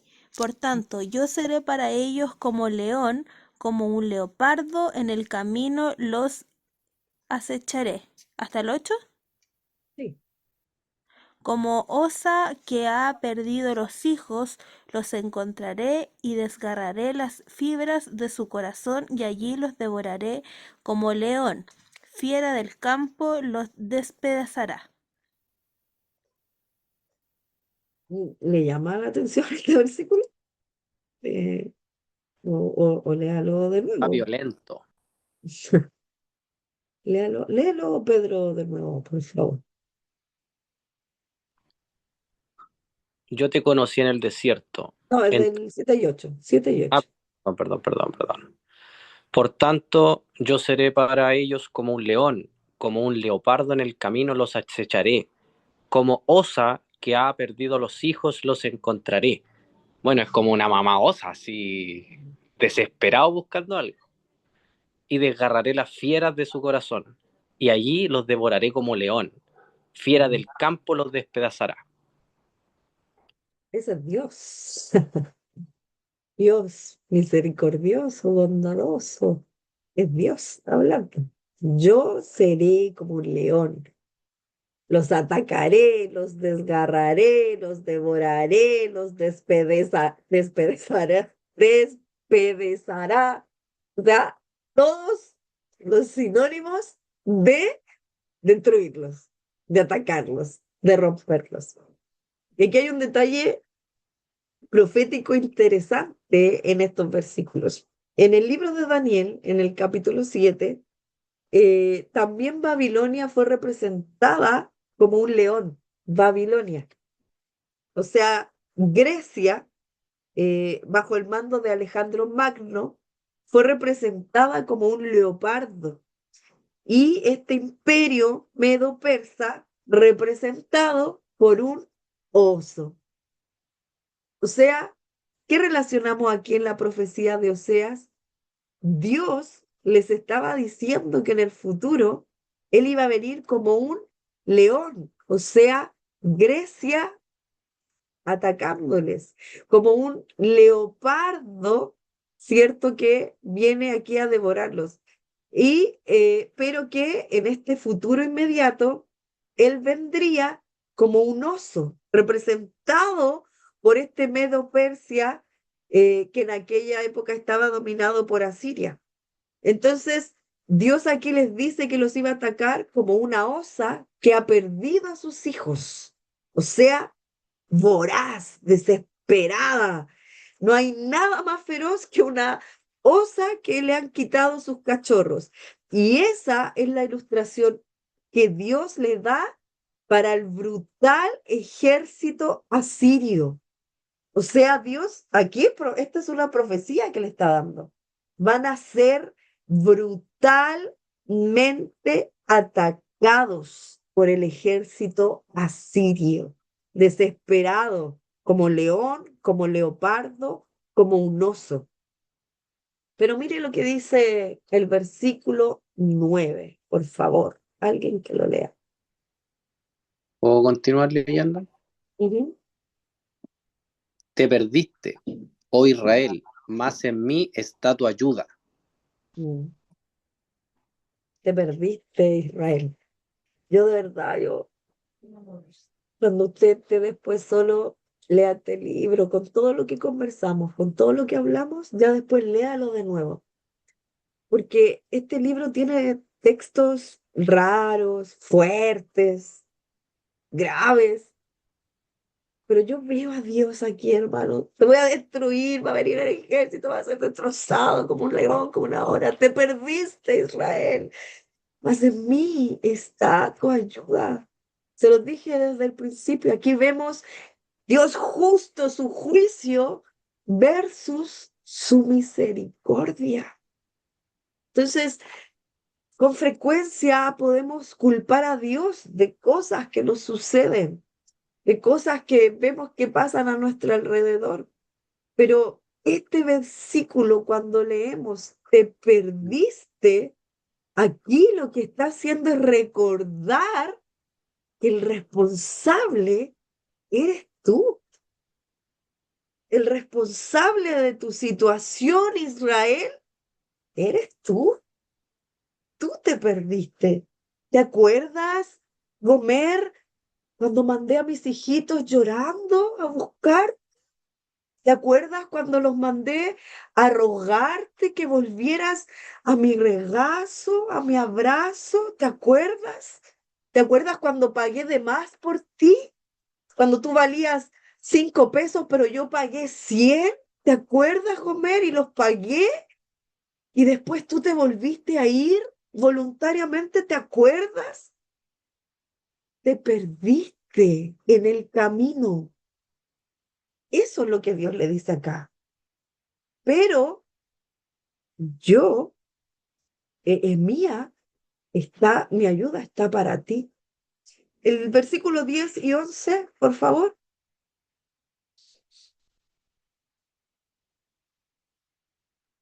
Yo lo leo. Hermana, Eh, ¿Mm? quiero comentar lo siguiente. La profecía del libro de Joel, o sea, perdón, de Oseas, eh, tiene un cumplimiento no solamente profético, sino también nosotros podemos verlo históricamente. Este pueblo fue deportado en el año 722 a.C. El reino de Israel fue deportado y el reino de Judá fue deportado en 3 ocasiones, y una de ellas la última fue en el 586 a.C. Por lo tanto, estas palabras proféticas vienen a dar cumplimiento, se dan cumplimiento en un posterior tiempo, y ya le estaba advirtiendo, ya no había vuelta para ellos. Ya ellos no tenían vuelta, ya no había nada que hacer, y solamente lo que le queda a Dios es advertirles a ellos lo que les va a suceder, no solo a él, no a ellos, sino a sus próximas generaciones. Por lo tanto, el modo de atención que es el Señor, como siempre hemos dicho, que Dios ve las cosas en forma panorámica, Dios le está diciendo, ya son un caso perdido ustedes. Y, lo, Sí. y bueno, les quiero comentar lo siguiente, o sea, el pueblo de Judá y el pueblo de Israel son pueblos diferentes, gobernados por reinos diferentes, pero que el pueblo de Israel no tuvo esa chance de que quedara un remanente, no quedó. Esas 10 tribus quedaron esparcidas en la diáspora, quedaron esparcidos después de la deportación por culpa de los asirios, pero nunca más fue pueblo. Hasta el día de hoy Israel es nunca, Efraín. Cuando Andrés dice Israel es claro, Efraín. Ujú. nunca más fue pueblo, nunca más se establecieron, no volvieron a Samaria, no vinieron más. Y de hecho, como yo le he comentado, lo que hicieron los asirios es traer gente de otros lugares que habían conquistado a ese lugar para que no se pudieran volver a levantar. O sea, Fueron quedó terribles. su sangre quedó desparramada, y ahí nacen los samaritanos, judíos que no eran puros, eran una mezcla. Pero el reino de Judá, el reino de Judá, Sí. que se jugó con Benjamín, ese pueblo tuvo sí esa noble causa de poder volver a tener como un remanente, pero se debió a cosas que Dios mismo vio en el pueblo. Por Sí, ejemplo, pues, se levantaron reyes, que reyes sí, pues lo eran buenos, mencioné. reyes que eran buenos, y que trataron de hacer algo para que el pueblo Sí. reaccionara. Pero la diferencia con el pueblo de Israel es que Israel ningún rey fue bueno. Sí, pues, sí Ningún lo rey fue mencioné. bueno. Sí. Ningún fue rey bueno. Ya al no serlo, vino la condenación. Entonces, este libro es un libro muy parecido al libro de Jeremías en el sentido del drama que cuenta, de la expresión que cuenta, que su pueblo realmente lo abandonó y él lo dejó. Él lo dejó a que vivieran las consecuencias de sus propias decisiones. Entonces, y pues siempre digo, la palabra de Dios tiene esa capacidad de hablarlo ahora, de hablarlo mañana y hablarlo en el pasado, lo que habló en el pasado también recorre ahora. Entonces, es observar nuestra vida y reconocer al Señor en nuestros caminos y tratar en lo posible de andar en el camino correcto, no perfecto, sino que de verdad entiende lo que es la madurez.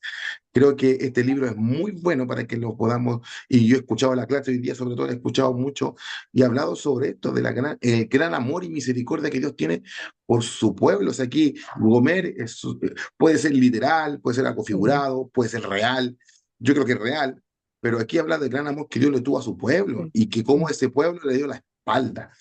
Así que creo que es algo muy digno de considerar y es por eso que uno ama los libros proféticos de los profetas menores, porque su profecía es muy insistente, es muy directa, es muy llevada a la reflexión profunda y quiero que lo tomemos de esa manera, porque si no sería un estudio, simplemente un estudio, pero no tomaríamos la verdadera significancia de lo que está diciendo este texto. Eso no me quería compartir. Sí, gracias. Sí, bueno, Andrés lo que comenta es lo que les mencionaba un poco, eh, de que este reino no hubo nada bueno. Y es lo que leía por el versículo, te perdiste. Por eso es que les anuncia aquí, van a venir los asirios como oso, como león, porque el ataque, alguien me está rayando el PowerPoint, el iPhone, alguien que tiene un iPhone, me está rayando el PowerPoint, alguien ingresa con el lápiz. Y se dio cuenta y lo borra. Los asirios, hermanos, fueron terribles, terribles. Ellos no vinieron solamente a presionarlo, los vamos a meter presos. Ellos fueron sádicos. Los asirios eran sádicos. Estudie usted, vaya ahí, no me raye, por favor, que me desconcentra. Vaya usted y busque la historia de los asirios y busque quiénes fueron los asirios. Googleé después. Ellos eran sádicos hermanos, terribles. Y ellos fueron los que oprimieron a este pueblo. Entonces, como bien dice Andrés, el juicio ya estaba. No era como, mira, esto puede pasar, pero si te arrepientes te salvo. No, no es como ahora. No es como ahora, ya estás pecando, arrepiéntete, pídele perdón a Jesús y va a venir el perdón. No, no, no. El juicio ya estaba dado. Y esto se iba a cumplir y se cumplió. Esto sucedió. Eh, fue el principio del fin de la historia de Israel como nación unida. Era su juicio final como nación unida, como Andrés menciona. Se esparcieron completamente. ¿Por qué no hubo un rey que hiciera lo bueno delante de Dios? Vamos al capítulo 14 de este libro.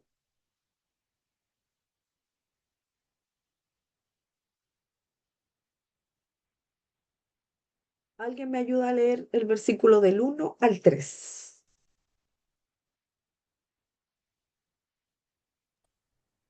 14 del 1 al 3. Ujú. Amén. Vamos a leerlo. 14. Eh, dice así. Vuelve, oh Israel, a Jehová tu Dios, porque por tu pecado has caído. Llevad con vosotros palabras de súplica y volved a Jehová y decidle, quitad toda iniquidad y aceptad el bien, y te ofreceremos la ofrenda de nuestros labios. ¿No nos librará el asirio? No montaremos en caballo, ni nunca más diremos a la obra de nuestras manos, Dios es nuestro, porque en ti el huérfano alcanzará misericordia. Porque sí, el huérfano alcanzará misericordia. Y acá en esta versión, el título dice, súplica a Israel para que vuelva a Jehová. Mire lo interesante de esto. El juicio ya estaba dado. Esto se iba a cumplir, pero aún así el profeta insiste en el mensaje del Señor. Vuélvete a Dios. El juicio ya estaba dado, pero el mensaje seguía siendo el mismo. Arrepiéntete, vuélvete al Señor, Oiga, pero vuélvete a Dios. disculpe, pastora, como yo leí eso, conectando lo que dice el hermano Andrés, pero ya las fichas estaban puestas sobre la mesa ya, po.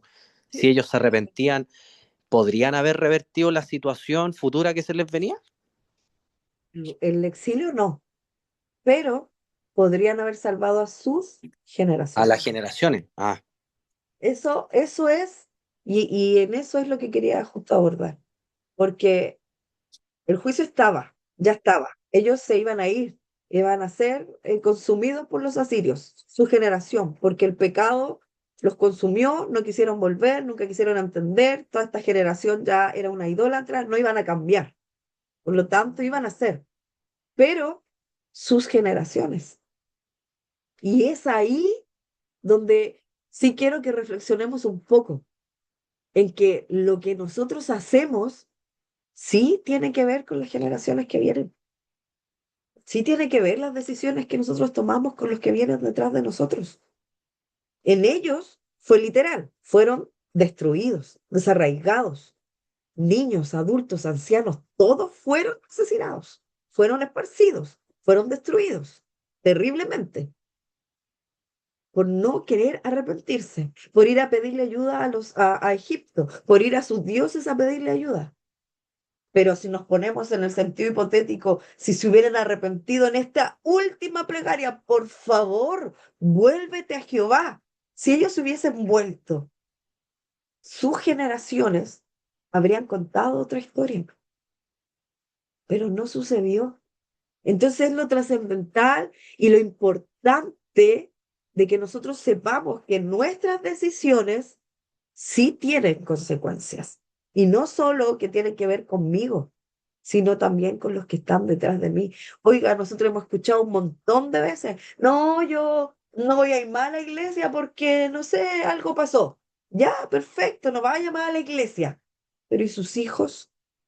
¿Usted le ha preguntado a sus hijos? No, los niños no tienen opinión, pero ¿usted sabe lo que causan sus hijos? Usted sabe que si usted deje de congregarse, su decisión es un adulto, pero ¿y sus hijos cómo van a crecer? ¿Sus hijos cómo van a tener momentos de adoración, momentos de congregarse, momentos de entender lo que es congregarse? No, yo no voy, no tengo ganas. Ya, ¿y sus hijos van a crecer sin entender esto de lo que significa buscar a Dios? No, es que yo me aparté por no sé qué. Perfecto, usted está dolido, está herido, está enojado, está con pena, está con tristeza, está decepcionado, lo que quiera. Usted sienta lo que quiera. ¿Y los suyos? Entonces tomamos decisiones en base a lo que a mí me hace mal, a lo que me daña, mi pena, mi rabia, mi tristeza, mi enojo, mi decepción. Está bien, está súper bien, se entiende. Pero ¿y los suyos? Entonces de pronto creemos que estas decisiones basadas en lo que sentimos, que está súper bien, uno puede sentir cosas bien, mal, pero ¿y cuándo pensamos en lo que viene?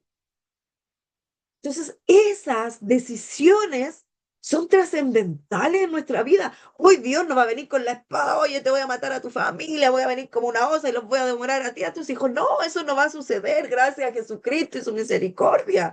Pero las consecuencias de mis decisiones van a suceder igual. No viene la espada literal de Dios, pero sí viene la consecuencia. Yo dejo de congregarme, nunca más voy, me enojé con la iglesia, con el pastor, con todos son iguales, nunca más voy, porque en toda la iglesia es lo mismo, todos los pastores son iguales, no, no, listo, lo hago. Pero mis ahora, hijos crecen disculpe, al pastora. alero de este mundo. ¿Cómo? Ahora, quizás también dentro de eso que usted menciona, también uno debiese tener como esa, bueno, si uno está en un lugar donde no es edificado, donde hay Sodoma y Gomorra en la iglesia y uno tiene todo el derecho a tomar la decisión de no seguir yendo, totalmente de acuerdo, Por ¿cierto? supuesto, pero Pero estamos sí hay que, hablando acá en el contexto de de no seguir nada, po, de no seguir en Claro, nada, de no optar exacto. nada, de me quedo en mi casa mejor, Y el no voy, problema fue más grande, mejor me quedo en mi casa. Sí, pues claro. sí, uno es libre. Si usted ve que en la iglesia que está no No, crece, no es alimentado, no es edificado, perfecto, ore al Señor y esté en un lugar que sí crea que es bendecido, pero que claro, sus hijos sepan que aunque usted tuvo un conflicto en un lugar, usted se apartó del lugar, no de Dios y del servicio, no de claro. Dios y de su iglesia, de los hermanos, de sus prójimos. Ese es el concepto. Y no solamente hablando de congregarnos, sino en todo tipo de decisiones. Sí. Entre a trabajar de lunes a domingo, entre a trabajar de lunes a domingo, dele más plata, dele más juguetes, dele más paseos, dele más todo. Y no vea nunca a sus hijos. Y que sus hijos se críen con el internet, con el celular. Si hablamos de decisiones en todo ámbito de cosas, nuestras decisiones, todas Y si- nos van a dar mm, una consecuencia, positiva o negativa. ¿Algo va a decir o no? no, que usted es pastora. Se pone bueno. Como el pastor Andrés, igual, pues ahí tiene mucho sentido también lo que dice, pues, lo que él decía anteriormente por las malas decisiones y también por la decisión que tomaron ellos, pues de no ser personas maduras, hablando de Efraín de Israel, pues, personas Mm, maduras que olvidaron lo primero, y eso mismo nos pasa muchas veces a nosotros, pues ya estamos en ese limbo, siempre, para allá y para acá. sí, así es. Y las Y sabe decisiones, que como usted dice, que por pequeñas que mm, sean en la vida, sí, marcan definitivamente a nuestros hijos. todo, Marcan, todo, hermano, marcan, todo, marcan. Por eso a todo veces, marca. y con esto termino, la Sí, dejo sí, hablar, lo que hablaba el pastor el otro día cuando conversamos, que uno se niega por amor a la familia y por amor a los hijos y todo el tema. Entonces sí. quizás no es donde yo quiero estar, pero definitivamente es una decisión por mi familia, Pero no quiere por estar en parte de usted. no, en general yo digo, en general, no, en general, en todas las Sí, cosas, pues en el tema sí, del trabajo, de negarse quizás a hacer cosas que a uno le gustan, uno claro, se niega por por amor. supuesto. Exacto, sí. Sí, es verdad. Pues sí, finalmente nuestras decisiones tienen que estar basadas en eso, po. En negarme, no solo. Y qué bueno que igual Pedro menciona en esto, porque de repente somos, hermano, yo no quiero que usted piense que yo soy insensible en la vida. Yo también tengo mis emociones, yo siento, yo me entristezco, yo también, No lo sé, no sé. Ah, yo, yo también sufro, yo me cuestiono mil cosas, yo tengo mis emociones y lucho con mis emociones en muchas cosas, pero yo, de verdad, de todo mi corazón, mi amor por usted, por la gente, uno cuando empieza a decidir, es que, pucha, que esto es muy difícil para mí, es que esto me cuesta, que las luchas, que el pecado, que yo lucho, porque esta lucha es difícil, el pecado mejor es más fácil abandonar, mejor me doy rienda suelta, porque el pecado y las luchas, no sé qué, y mejor renuncio, ya, pues, pero y lo que viene detrás? Entonces, cuando usted renuncia, cuando usted comienza a decidir, porque es muy difícil luchar, es muy difícil intentar llevar a mi familia al Señor, es muy difícil luchar con las tentaciones, es muy difícil luchar con el pecado, es muy difícil luchar con todos los problemas de la vida. Mejor me cansé, mejor bajé los brazos, mejor me desanimo, es más fácil. Y lo que viene. Entonces, yo entiendo, todos luchamos y es súper cansador. Yo hablo con la gente y yo también le digo al Señor y nosotros, yo hablo con Andrés y todo. Y es súper cansador luchar con el mismo pecado todo el tiempo, con las mismas debilidades todo el tiempo. Y a veces uno siente que nunca lo va a lograr, que nunca va a cambiar, porque como toda la vida voy a luchar con lo mismo, pucha, una lata, pues toda la vida luchando con, no sé, con la pornografía, con el sexo, con la droga, toda la vida chucha, una lata, pues, que fome, pues uno se agota si nadie dice que no.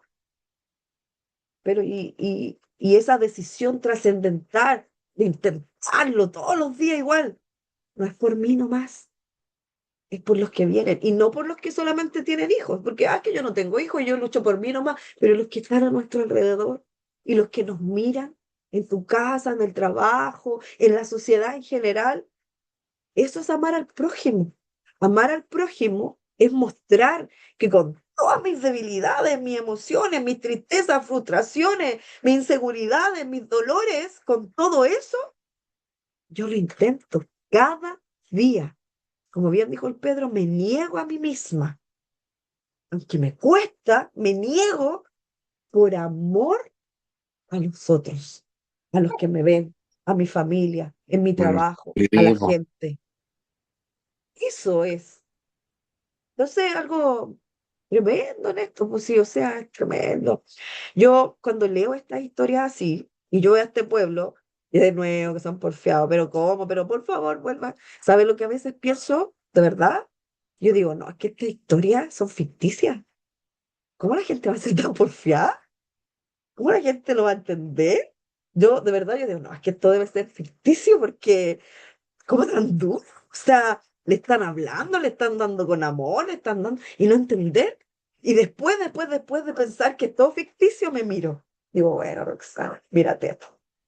Si yo he sido más porfiada, yo he sido tan durana en la vida, teniendo a Jesús, teniendo el Espíritu aquí y aquí, me ha costado la vida entera. Bueno, esto también les costaba. Esto es real. Nuestra tendencia pecaminosa es tremendamente fuerte. Y el versículo 4 lo voy a leer yo, porque mire, eso. Mire, pues si yo leo, por favor, lea de nuevo este libro de Oseas con todo esto. Yo sanaré su rebelión, los amaré, y este es el texto clave de mi libro, los amaré de pura gracia, porque mi ira se apartó de ellos. Este versículo es el versículo clave de este libro de Oseas. La promesa es, yo sanaré su rebelión, su idolatría, por amor, por gracia, esta ira se iba a disipar. Y mire el versículo 8. Y Efraín dirá, Israel dirá, ¿qué más tendré ya con los ídolos? Yo lo oiré y miraré. Yo seré a él como la haya verde, de mí será hallado tu fruto. Este, este versículo es uno de los más hermosos de este texto, porque es como una canción de victoria. Aquí finalmente Dios va a triunfar y el amor va a obtener su victoria. Él había dicho a Efraín, ¿cómo te abandonaré, Efraín? Y después dice, Dios les dijo, los dejé solo porque se volvieron a sus ídolos. Pero finalmente Dios dijo que llegaría un día en que ellos verían, mire, este es un mensaje esperanzador. Estamos terminando el libro de Oseas y el pueblo no había entendido nada. Hasta acá el pueblo no ha entendido nada, no ha captado el amor, no ha captado que tiene que arrepentirse, el pueblo no ha entendido nada de arrepentimiento. Pero acá, este versículo, el profeta de Dios está anunciando que ellos algún día verían el error que habían cometido y se volverían a él. Son palabras futuras de Israel. ¿Qué tengo que ver yo con los ídolos? ¿Qué estoy haciendo aquí? ¿Qué estoy adorando estos ídolos? Yo me voy a volver a Jehová. Aquí el profeta está hablando que se arrepentirán, está hablando de algo futuro que podría suceder, no de lo que está sucediendo. Porque el pueblo, terminando este capítulo, no ha entendido nada, no se han arrepentido, no se han vuelto al Señor, pero está diciendo, algún día dirán, ¿qué estoy haciendo aquí en estos ídolos? Me volveré al Señor. ¿Y cuándo es esa promesa cumplida? Esa profecía cumplida. ¿Ha sucedido?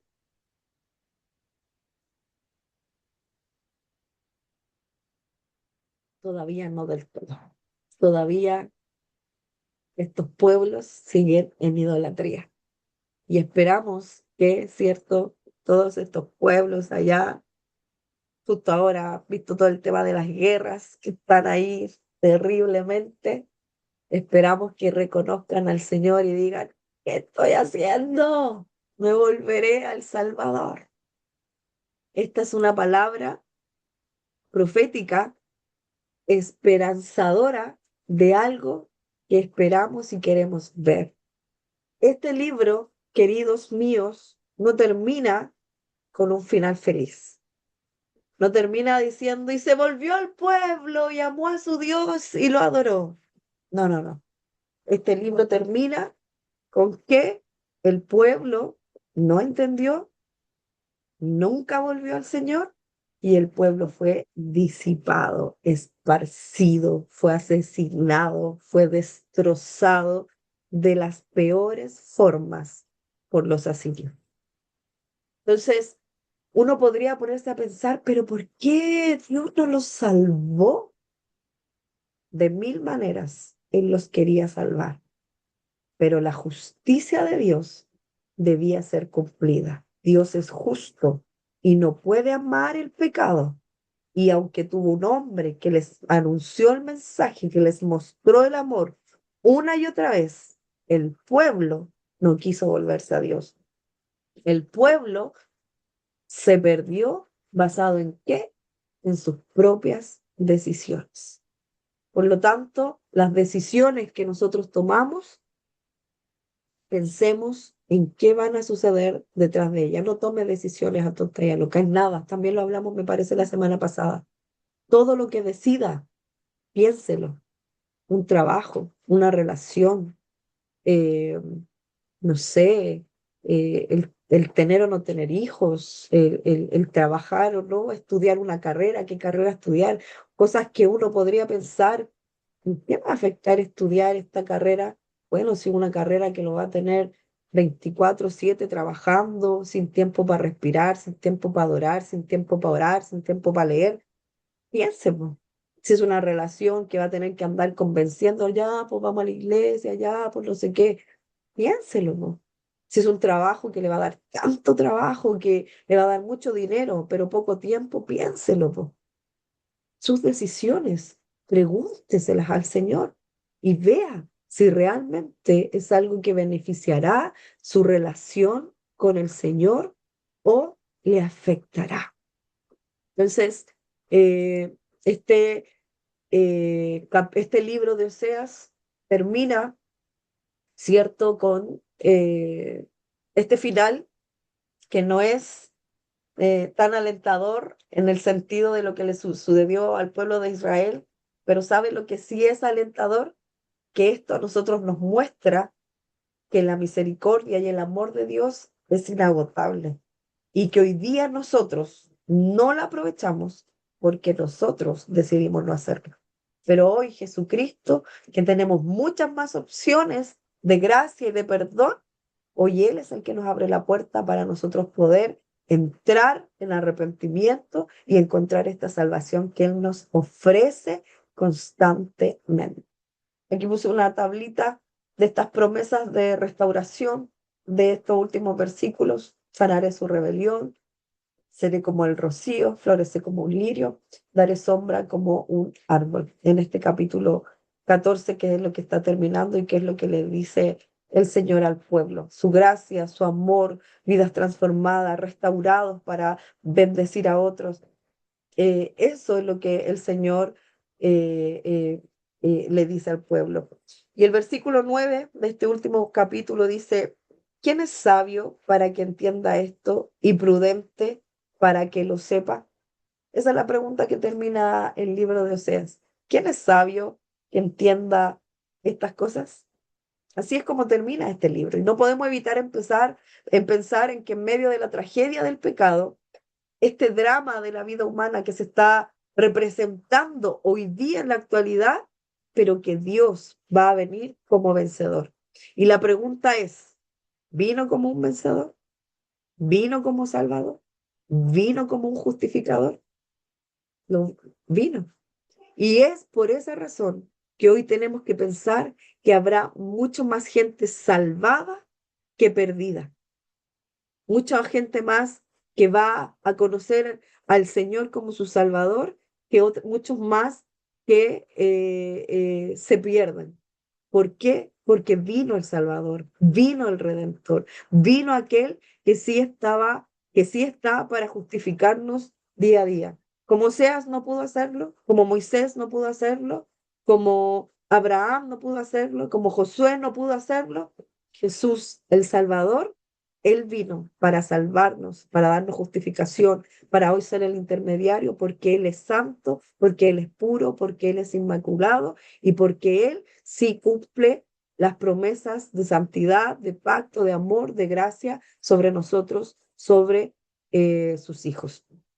Me gustaría terminar esta clase con que cada uno brevemente pueda decirme algo que los haya hecho representar, una frase, una oración, una parte de esta historia que usted le haya marcado, le haya representado, le haya motivado o inspirado o le enseñó algo nuevo, algo, brevemente, no se explaye en exhortarlo, una frase o una pregunta. Partamos del orden que yo estoy mirando mi computador. Daniela Trejos, ¿está ahí?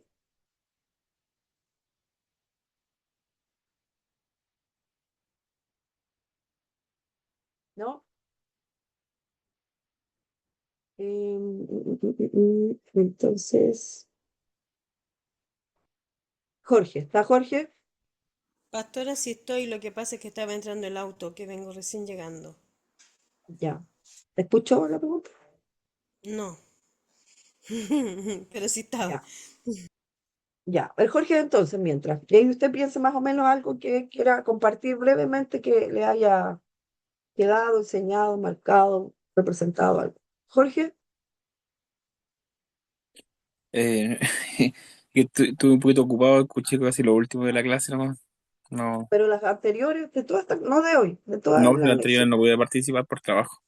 Ninguna. Ya. No. La Génesis,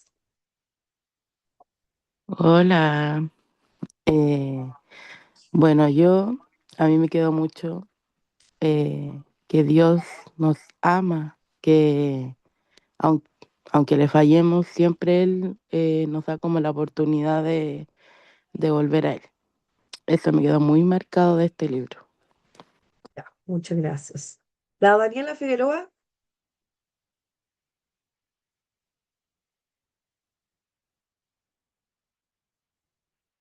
¿no? La Selma,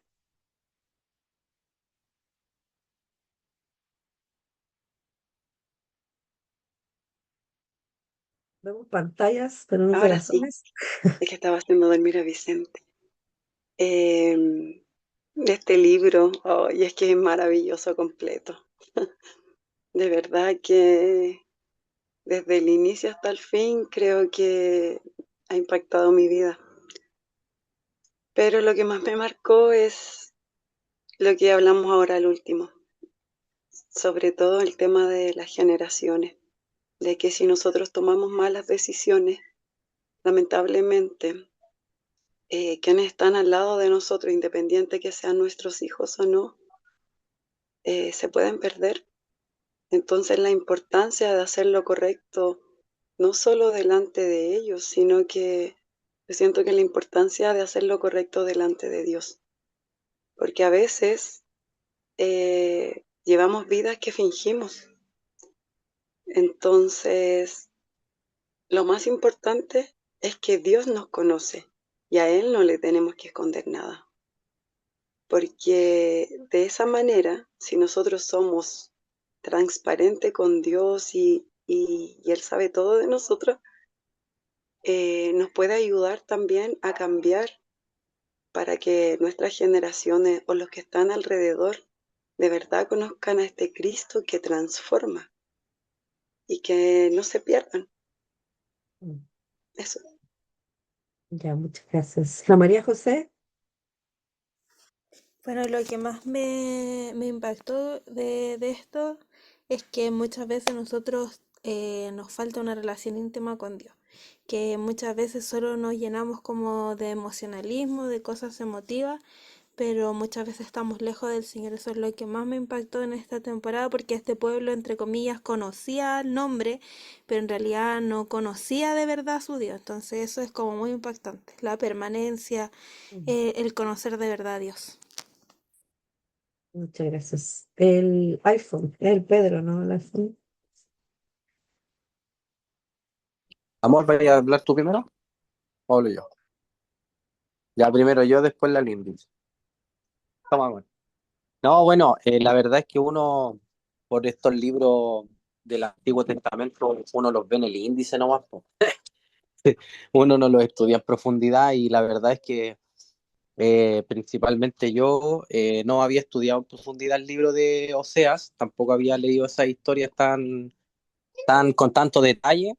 Sí, había escuchado de algo de Oseas, pero es impactante, como bien dicen los hermanos, el entender este amor de Dios, po, este amor de Dios que no se escucha, ¿cierto? Sí. Ya. Es impactante saber eso, po, del amor de Dios como la representación gráfica que hace Oseas de encontrarse con una mujer prostituta que lo engaña una y otra vez, ¿verdad? Y Oseas tiene que sufrir mirándola, haciendo cosas con otro hombre, ir a buscarla una y otra vez, y es impactante el entender que nosotros somos esa prostituta muchas veces y Dios esperando que nosotros le demos el lugar que se merece en nuestro corazón. Y también, por supuesto, lo otro que mencionó el hermano Andrés, me parece, el tema de las generaciones, lo que decía la Selma, también es un gran tema, po, porque finalmente hoy en día tenemos la gracia a disposición y las misericordias se renuevan todos los días, pero obviamente las consecuencias de nuestras malas decisiones van a quedar, pero Sí. sí es muy importante el entender que lo que yo decida hoy en día, sea bueno o sea malo, sea grande o sea pequeño, va a afectar a mis hijos. Sí. En una u otra manera los va a afectar igual, en todo sentido, en lo que yo hablo, en lo que yo digo, en lo que yo veo, en lo que yo leo, en donde trabajo, en todo lo que yo hago. Entonces, no, muy bueno el libro de Oseas y hay que seguir estudiando. Eso. Sí. Muchas gracias. ¿La Nicole?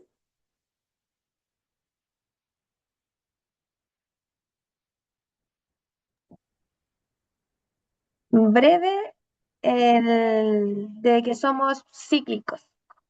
Yo creo que algo que nos muestra todo el Antiguo Testamento es cómo el ser humano una y otra vez reemplaza a Dios a través de sus ídolos y que el Señor en su amor, aún no mereciéndonos, nos ama, nos cuida, nos protege, nos corrige y eso es algo que deberíamos como valorar.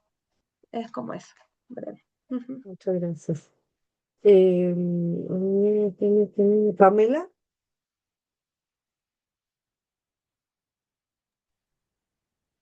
Bueno, yo me estoy enchufando ahora nomás con el libro de Oseas, que me parece muy buena historia. Voy a tener que leerlo, pero acá me llama la atención. Dice, te perdiste de Israel, más en mí está tu ayuda. O sea, Dios siempre, siempre ha sido misericordioso con todos. Nosotros Mm, somos como Israel.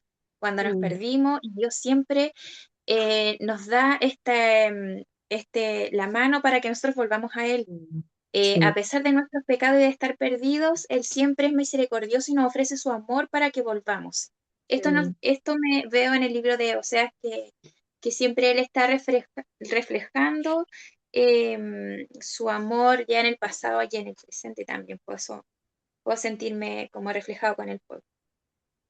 muchas gracias. Tía,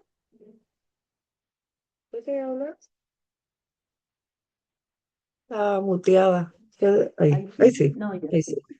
Es que me tengo solo aquí, no que tengo que estar con los audífonos. Mm, Bueno, a mí lo que me impactó, que lo estaba escuchando, lo estaba leyendo un poquito, es fuerte el libro, es fuerte la palabra de ahí, de lo que explicaban los hermanos que estaba escuchando yo, pero te deja mucha enseñanza el libro, mm, te deja demasiada enseñanza para que cualquiera no puede decir lo que siente uno. Yo me emociono con cualquier cosita, pero yo le tengo mucho amor a mi Señor y yo me debo a Él. mm, Digan lo que digan, pero ahí estamos. mm, Y, y a mí me dejó alta. mm, Y voy a seguir leyéndolo porque me impactó el libro. ujú. Sí. Y eso, Gracias. yo podría hablar toda la noche del librito, pero no puedo. Pero eso es lo que Ujú, siente mi corazón en ujú. este momento. Sí, está bien. Mm, Nada. Gracias. Daniela Trejo, ¿ahora sí o no? No sé si, ¿sí? Pensé que iba a pasar invicta. Mm. Es que estamos con la Nicole cerquita, entonces. ¿Se escucha? Sí. Eh, bueno, todos han dicho de todo, así que de todo lo que casi el libro. Pero a mí lo que me queda es que en el inmenso amor de Dios, Él nos pone como un ejemplo grande en esta historia y que de verdad en nosotros debería haber ese mismo amor, po. Ese amor que Él nos entrega, podríamos nosotros darlo, tenerlo, pero lamentablemente somos un pueblo como como el Antiguo Testamento. Y claro, sí es cierto que hoy tenemos la gracia, y eso es lo que nos ayuda a poder ser correctos y hacer las cosas mejores, Mm, solamente por la gracia de Dios. sí. Y bueno, todo lo han dicho todos, así que no es mucho lo que Mm, puedo decir, pero eso. Participé en las clases en el mm, momento al principio, que es lo que entendía lo que era un pueblo de la ramera y eso a veces le cuesta a uno entender cómo nos asimila Dios en esto. Y la mejor forma fue esa, la prostituta, que eso es lo mm, que era este pueblo antes. sí. Y hoy en día no sé si somos igual o peor que este pueblo. Mm, gracias. Bueno, este es un libro hermoso, ojalá lo pueda leer. Tiene que recordar esto. Quizás en ocasiones sí somos esa prostituta, pero suena fuerte, suena así como wow. Pero hay algo que tenemos que recordar más que eso, es que él, aún siendo prostituidos en muchas otras cosas, él ama tremendamente, tremendamente, y llama una y otra vez. Ese es el mensaje que Dios quiso demostrar con Oseas y con Gomer, que la llamó hasta que más no pudo. La llamó, la llamó, la llamó de todas las formas posibles, porque la amaba. Y así es el Padre con nosotros, tan bueno y tan amoroso. Eh, bueno, le voy a mandar esta PPT ahora que terminemos esta clase. Ahí tengo los versículos por cada una de la clase. La clase uno, te desposaré conmigo para siempre, que es lo que Oseas le dijo a Gomer, pero es lo que Dios le dice al pueblo, tú eres mía para siempre. En la clase 2, misericordia quiero y no sacrificio. Y en la 3, sanaré su rebelión, los amaré de pura gracia. Y yo les había comentado que hay una película que está basada, no es la historia de Oseas y Gomer, pero que está basada en este libro.